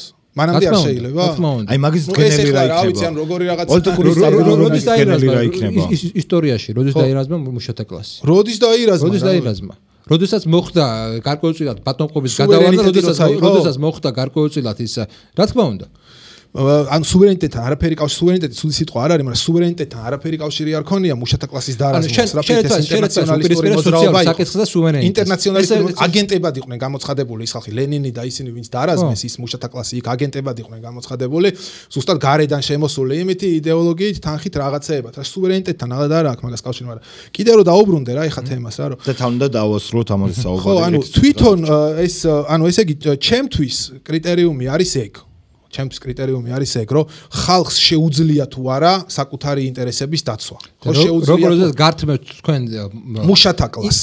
ნარატივს ყველაფერს გართმევთ ლიბერალური მედია, თვითონ იჭერს რადიო თავისუფლება წერს ჭიათურაზე სხვადასხვა როგორ ახდენ შენ მაგის აქტუალიზაციას. როდესაც თიან შეგისტროთ შენ ხარ როგორ რაღაცას იძახი, იცი ხა მე უყურებ მაგალითად ჭიათურელები თვითონ როგორ ლაპარაკობენ საკუთარ თავზე. ერთი არის სიტყვაზე რადიო თავისუფლება როგორ ლაპარაკობს ჭიათურელებზე და მეორე ერთ თვითონ როგორ ლაპარაკობენ თავის თავზე და ჭიათურელებს თავში იმიტომ კი არ მოხვდათ, რომ რადიო თავისუფლება როგორ ლაპარაკობდა მათზე. თვითონ როგორც ლაპარაკობდნენ თავის თავზე, ეგ იყო საფრთხე და იმიტომ დაიჭირეს ის. იმიტომ რომ ეს ხალხი ოპოზიციის მომხრე არ ყოფილა და რადიო თავისუფლების მომხრე არ ყოფილა. მყავდა ჭიათურის საკითხებზე ვინც მუშაობს და ვინც მე ნანახი მაქვს ეს გადაცემა გაოგნებული ვიყავი, ესე იგი ვასიკო იმას, რა ქვია, მე მგონი ჭიათურს შენთან არის ხო ეს 42 პარალელში მაქვს. იმ ვასიკოს რა ქვია, მაღლაფერიძე ხო? იმას ჭიათურა რო არსებობდა ხალხო არ ახსოვდა, დავიწყავთ აქ არ არის მაღლაფერიძე და ვერ უპასუხებს. შენ უპირისპირებ ერთმანეთს. რო ყავდა მოწვეული დაასრულე. არ გვინდა სუვერენიტეტი? ეს პოლიტიკა ის ლიბერალური ჰეგემონიის დასასრული გვინდა თუ არა? ვინ თქვა რომ არ გვინდა თუ არა? ლიბერალური ჰეგემონიის დასასრული გვინდა თუ არა? ლიბერალური ჰეგემონია მე მგონი დასრულდა უკვე, ანუ მთავარი იმპერიებს რაც არის კაცობრიობის იმაში დღეს სცენაზე მართავენ, ანუ კონსერვატორები, ღმერთი ხო იყო აკრძალული და ოჯახი აქამდე. შო უკვე დაშვებული არის, ანუ ღმერთიც და ოჯახიც, რომელიც ესეთი ტკივნეულად ჰქონდათ აკრძალული და ასე შემდეგ. შო, ანუ მეტი როგორ უნდა დამთავრდეს? ანუ პუტინი კონსერვატორი არის, ტრამპი კონსერვატორი არის, ნეთანიაჰუ კონსერვატორი არის, ყველანი კონსერვატორები არიან. ვინ არის კიდე? ვინ დარჩა მითხრა? ვინმე არის ისეთი რომ იმაში რომ დამთავრდა 4 ოქტომბერს დამთავრდა ჩვენთანაც. ჩვენთანაც დამთავრდა 4 ოქტომბერს, მაგას ამბობ. კარგი, ამ ფრაზით შევკრათ პირველი და მეორე სადებატო საკითხები. დიდი მადლობა. ჩვენ გვაქვს წინ კიდევ 2 ბლოკი, რომელსაც უკვე შეცვლილი დროის უნდა შევამციროთ დროის ლიმიტი, იმიტომ რომ დიდი ჩანაწერი იქნება. ახლა მე გაძლევთ საშუალებას, რომ მოწინააღმდეგოს მიმართოთ ერთი კონკრეტული შეკითხვით. მე ამ ბლოკისთვის თავდაპირველად ჩვენ გქონდა განსაზღვრული 5 წუთი, უბრალოდ ძალიან გაგვიგრძელდება, ამიტომაც მოდი ესე ვქნათ, დავიყვანოთ 3 წუთამდე. ნუკრის დაუსვით შეკითხვა და თავადვე განსაზღვრეთ ამ 3 წუთიდან რა დროს დაუთმობთ თქვენი შეკითხვის ფორმულირებას და რა დროს დაუთმობთ პასუხისთვის და იმავე შესაძლებლობას მივცემთ შემდეგ უკვე ნუკრისაც გიორგი გისმენთ. მოდი ნუკრითი რა დავიწყოთ შეიძლება. კი ბატონო, თუ თქვენ წინააღმდეგ გიახართ. შეკითხვა დავუსვი, ხო? კი ბატონო. ჩემთვის უბრალოდ არის ესეთი შეკითხვის ფორმულირება ესეთი იქნება ჩემ. მოკლედ კი, შენ ამბობ რომ ლიბერალური ჰეგემონია დასრულდა, თუმცა მე საბოლოო ჯამში არ ვთვლი რომ ჩვენ შეიძლება პოლიტიკურად დასრულდა, მაგრამ კულტურულად ჯერ კიდევ ჰეგემონურია და თვლი თუ არა შენ იმას რომ ვერანაირი მემარცხენე მოძრაობა ვერ იქნება ძლიერი ლიბერალურ ქოლგის ქვეშ. ცალსახად როგორი რაღაცა არის, იცი? ნახე, ქოლგის ქვეშ თავისთავად რა. ნუ სადაც სოროსის ფონდი არის, სადაც სხვადასხვა ესეთი გრანტებია. ვერ იქნება, იმიტომ რომ ის მიმართულება მაინც ანუ როგორი მომენტი არის, იცი რომ აი ახლა ვიყავი იმაზე, რა ქვია, ფილმი კინო გავარჩიოთ თუ გინდა და ჩემ აზრს გეტყვი რა. აი ეს რაღაცა, რა ქვია, ამ დიკაბრიოს ახალ ფილმს? არა, ბრძოლა რაღაცა დავეცი ბრძოლე და რაღაცა. საინტერესო არის, ანუ იდეოლოგიურად რა იმას, იმიტომ რომ ნახე, ფაქტიურად ანუ ეს ლიბერალური ჩარჩო რას ახვევს მემარცხენეობას თავს რა. ეს არის ანუ მთლიანად არის უმცირესობების თემა.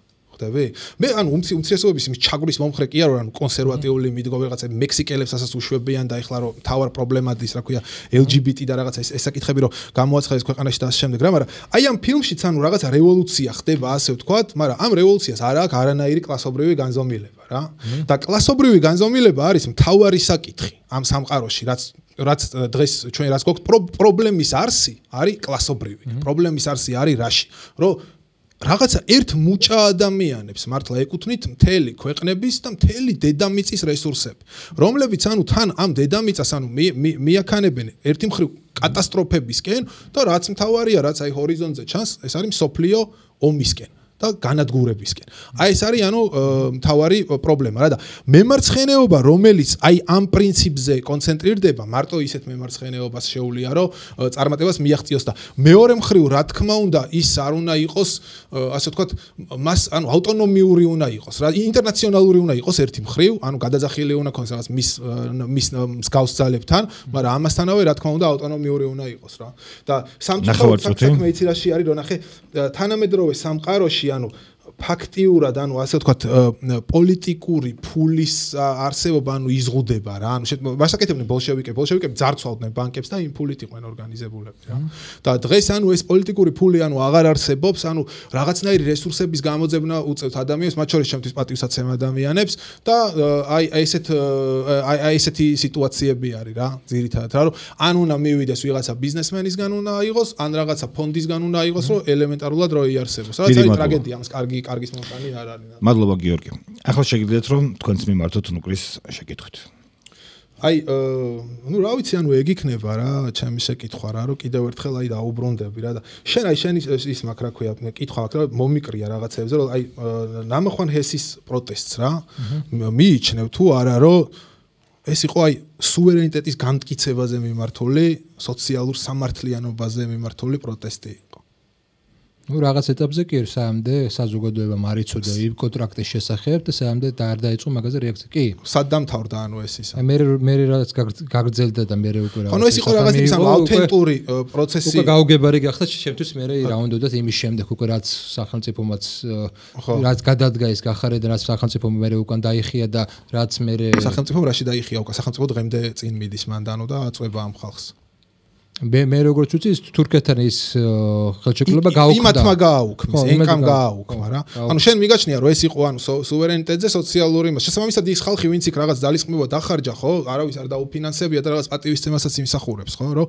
ანუ თავისი რაღაცა საქმე გადადო იმ ხალხმა თავისი ის გადადო და რა ვიცი პოლიციის ხელკედზე ქონდათ ანუ თავი შეშვერილი და ცდილობდნენ რომ მათ შორის იქ ეს პოლარიზაცია რაც არის რაღაც ლიბერალურ კონსერვატიული კულტურული ომები მეორე პლანზე გადაწყვეტილი რო გადაწეულიყო რომ იქ იყო ეს თემა რომ რაღაც მაგაზე ხლიჩავდნენ მუდმივად რომ იმას მაგიტომაც გითხარი რა ეთანხმები ესე იგი ამ დებულებას ამისი კითხვა მე თავიდან მე ერთ კითხვასაც დაგისვამ ეთანხმები რომ ეს იყო სუვერენიტეტი და სოციალური სამართლიანობა წუთნახევარი დაგვრჩა ერთ იმას ვიტყვი რა ესე იგი როდესაც ვახსენე მე ფრონტირა იქ რო დაიწყოთ მოძრაობა ამის წინააღმდეგ მე აბსოლუტურად 100%-ით მოყვება საქმე იმაშია რომ ეს მოძრაობები ამ შემთხვევაში ხარს უჭერენ სახელმწიფო გადატრიალებას იმ მიზეზით რომ უკრაინიზაცია მოხდეს იმ მიზეზით რომ რიონის ხეობის მოძრაობა უწევს არა აი ეხლა რაც ის არის რა ქვია არ იქნება სამართალი ეს სხვა რაღაცის უყურებ მე არ მინდა ეხლა მაგაზე ლაპარაკი არ გადავიდეთ ამ თემიდან რა მე ანუ დავსვი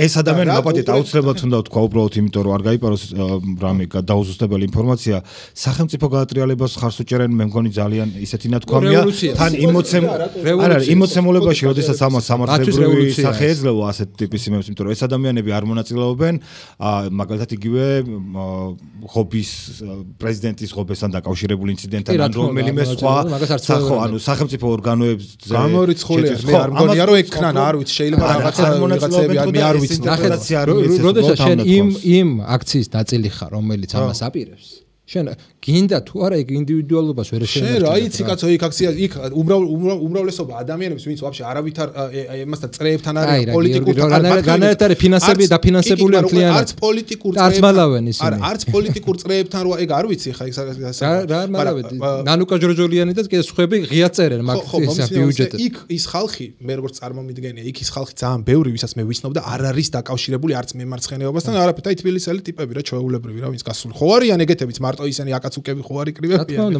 ხო რა ხო და ნახე ხა ეს ხალხი დიდი მასა არის რა საკმაოდ ეს ხალხი იქ მისული იყო უფრო მეტად იმის დასაფიქსირებლად რომ მე არ ვეთანხმები ამ თავრობას და არა იმისთვის რომ ურთა ზოდელავამ დაიძახოს და რაღაცა ღობეს მე ზოდელავამდე იყო ეს პროცესი ურთა ზოდელავამდე იყო ეს პროცესი ბიჭო ეგრე მაგარი მარტივი არის გაიგე რომ მე ერთ საკითხზე გელაპარაკებ შენ გადაყავარ უცებ რომ ვიღაცა ანუ იქ მურთა ზოდელავას პროცესში გადაყავარ არა მურთა ზოდელავას პროცესში გადაყავარ ორი წლის წინანდელ რაღაც დამთავრებინეთ კითხვა თუ შეიძლება მაშინ რა იძახი რომ ანუ ასეთი იყო ხო ასეთი რაღაცა იყო რომ ანუ სუვერენიტეტი და სოციალური სამართლიანობა ხო ანუ რაღაცა ხალხის პოლიტიკური თვითგან და რატო გვესხმის აი ეს თქვენი ტელევიზია თავს რატო ესხმის დღემდე ხელისუფლება თავს რომელსაც შენ იცავ ხო და რატო ეძახის ანუ თავიდან დაიწყო ეს აგენტების კანონი შეგახსენებთ რუსეთის აგენტების ძახილით ამაზე და რატო არის რომ დღემდე ვერ ინელებს აი ასეთ ნამდვილი ქართველი ხალხის იმიდან წამოსულ მოძრაობას დიდი რო დაეთმო კითხვის ფორმულებას გისმენთ ნუკრი ხო ნუ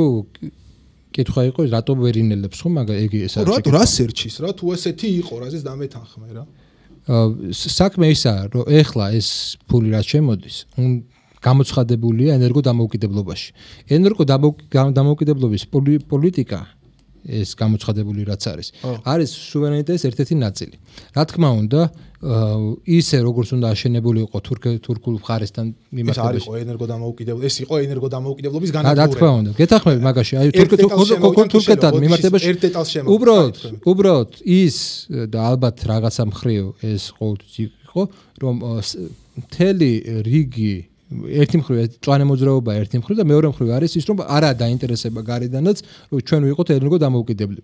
და ეს რა თქმა უნდა მე არ ვამბობ ეს პირდაპირ კავშირშია, მაგრამ ხშირი შემთხვევაში ემთხვევა მოძრაობებში ერთმანეთს, მოვლენებში ერთმანეთს. ემთხვევა. მადლობა, დავასრულოთ.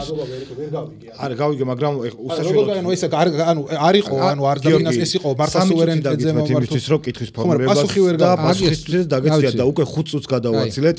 ფორმატია არ არის ეს ток-შოუ, არის დებატები, რეგლამენტი გვაქვს. არა, ვეღარ შემოყვებით. მეწმუნეთ რომ ძალიან მნიშვნელოვანი დრო დაგეთმოთ იმისთვის რომ თქვენი მოსაზრებების ფორმულირება შეგძლებოდათ.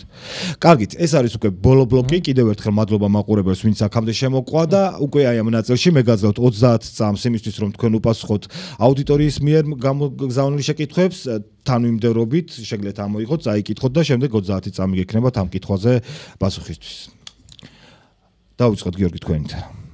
დიდი არის და უნდა წავიკითხოთ. კი, უნდა ახლა მაგალ წაიკითხოთ და მე ავთვლი დროს. რამდენად ბუნებრივია ქვეყანაში არა მარტო საქართველოში ეწყობოდეს უდიდესი საპროტესტო აქციები არასამთავრობო ორგანიზაციებისთვის გამკაცრებული კანონმდებლობის წინააღმდეგ და ვერასდროს იკრიბებოდეს ამის ნახევარიც სოციალურ თემატიკაზე. ფასები პროდუქტებზე, წამლებზე, ბანკების პროცენტები და ასე შემდეგ, რაც მართლა მოსახლეობის უმრავლესობისთვის ყოველდღიური პრობლემაა. იმაზე თუ ვერ გამოდის ხალხი, როგორ ჯანყდება ამდენი და ორგანიზდება უშველებელი აქციები არასამთავრობოების ინტერესებისთვის. ხო, 30 წამი გაქვთ ამ კითხვაზე თქვენი მოსაზრება. ანუ ეს არის ძალიან დიდი პრობლემა არის, ანუ რომ ქართველი საქართველოს მოსახლეობა, ხო?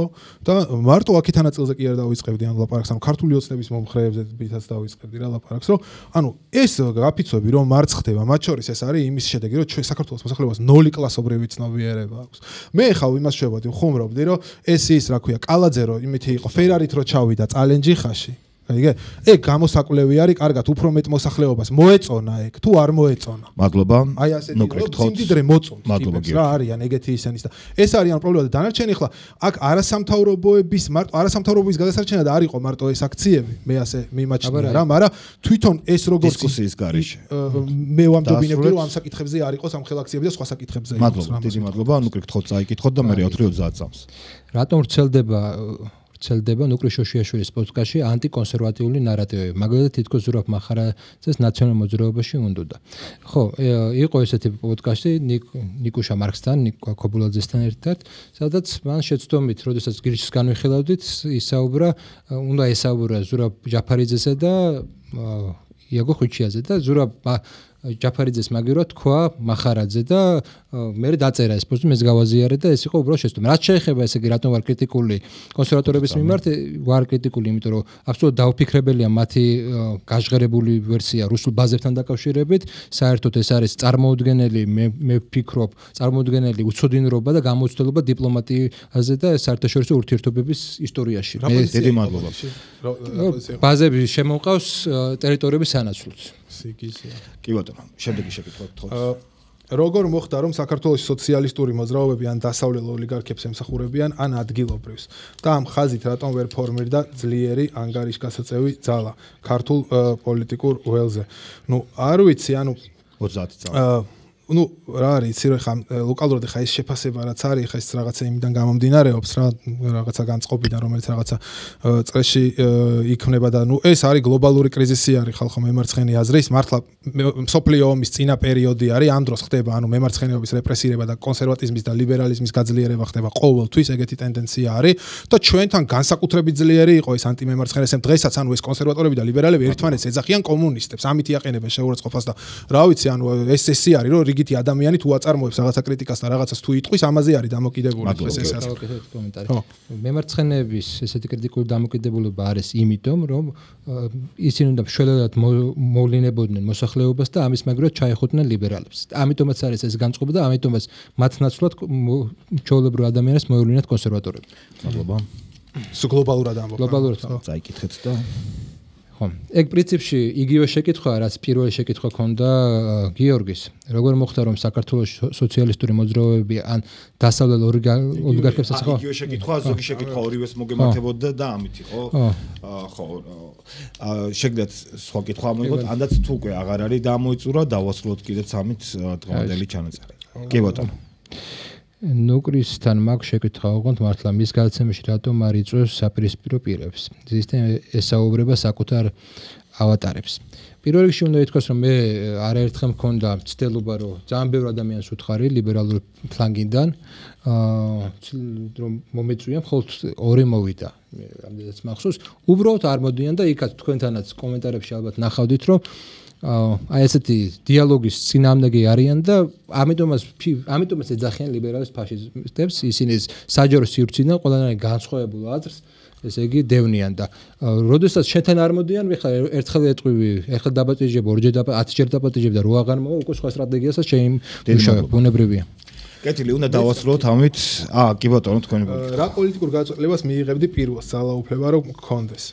აი არ ვიცი, ეხლა არ მქონდა ისე ამაზე ნაფიქრი, მაგრამ ალბათ აი გამჭირვალობის ნაწილი რა, რაც როდესაც ვერ დააყენა სიამოვნებამ მთავრობამ გამჭირვალობა მოითხოვა არასამთავრობო ორგანიზაციებისგან, რომ ეს დაფინანსება გააქროს აქედან რა, რომელიც მე შეიძლება ლაპარაკი რაზე იხარჯებოდა და ასევე გამჭირვალობის მაგრამ ანუ რომ ეს სტრატეგიული ობიექტები რა ხელშეკრულებით არის გადაცემული, სადამდე არის, აი ამის გამჭირვალობას დავაყენებდი ალბათ პირველს, რომ იცოდეს ხალხმა აქედან რა სიმდიდრე გავიდა, ვინ არის ამაზე პასუხისმგებელი გამოძიება მოხდეს და რა ვიცი რისი დაბრუნებაც შეიძლება დაბრუნდეს ყველაფერი რა.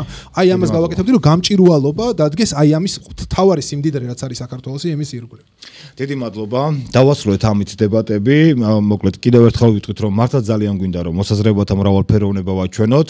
წინ გადადგმული ნაბიჯი მგონია ეს კონკრეტული დებატები, იმიტომ რომ ამ მოსაზრებებს ასე ვთქვათ ხშირად ვერ ერთმაგიდასთან ხშირად ვერ მოისმენთ და იმედი მაქვს რომ საინტერესო გამოგვივა შემდეგი დებატებიც, საბოლოოდ თუ გინდათ რაიმე კომენტარის გაკეთება ამ კონკრეტულ დებატებზე ან ზოგადად დებატების მნიშვნელობაზე რაღაცა ესეც 30 წამში რო გითხრათ და დავამშვიდობოთ ჩვენს მაყურებელს. მე შევთავაზებდი აგერ ნუკრისო დავარღვიოთ ეს ტრადიცია და მე მოვალ აგერ შენთან გადაცემაში თუ მიმიწვა და მოყონ უფრო თეორიულ საკითხებზე ვილაპარაკოთ, რაც ინტერესით შენ გაქვს დიდი და რაღაცა შევეხოთ ამ სხვაზე კონსერვატიული მობრუნება, ლიბერალური ჰეგემონია და შემდეგ და რა ვიცი შენს აუდიტორიასთან რომ ძალიან საინტერესო იქნებოდა რა ჩა. დიდი სიამოვნებით. მე პირიქით ვეძებ ხოლმე ეს ადამიანს. პირველში მადლობა თქვენ და იმედია რაღაცნაირად გაგრძელდება ესეთი დიალოგები არა მარტო ჩემ და გიორგის, არამედ ზოგადად განსხვავებული ადამიანების, იმიტომ რომ რაღაცნაირად ძალიან ჩავიკეტეთ რაღაც ერთი და იგივე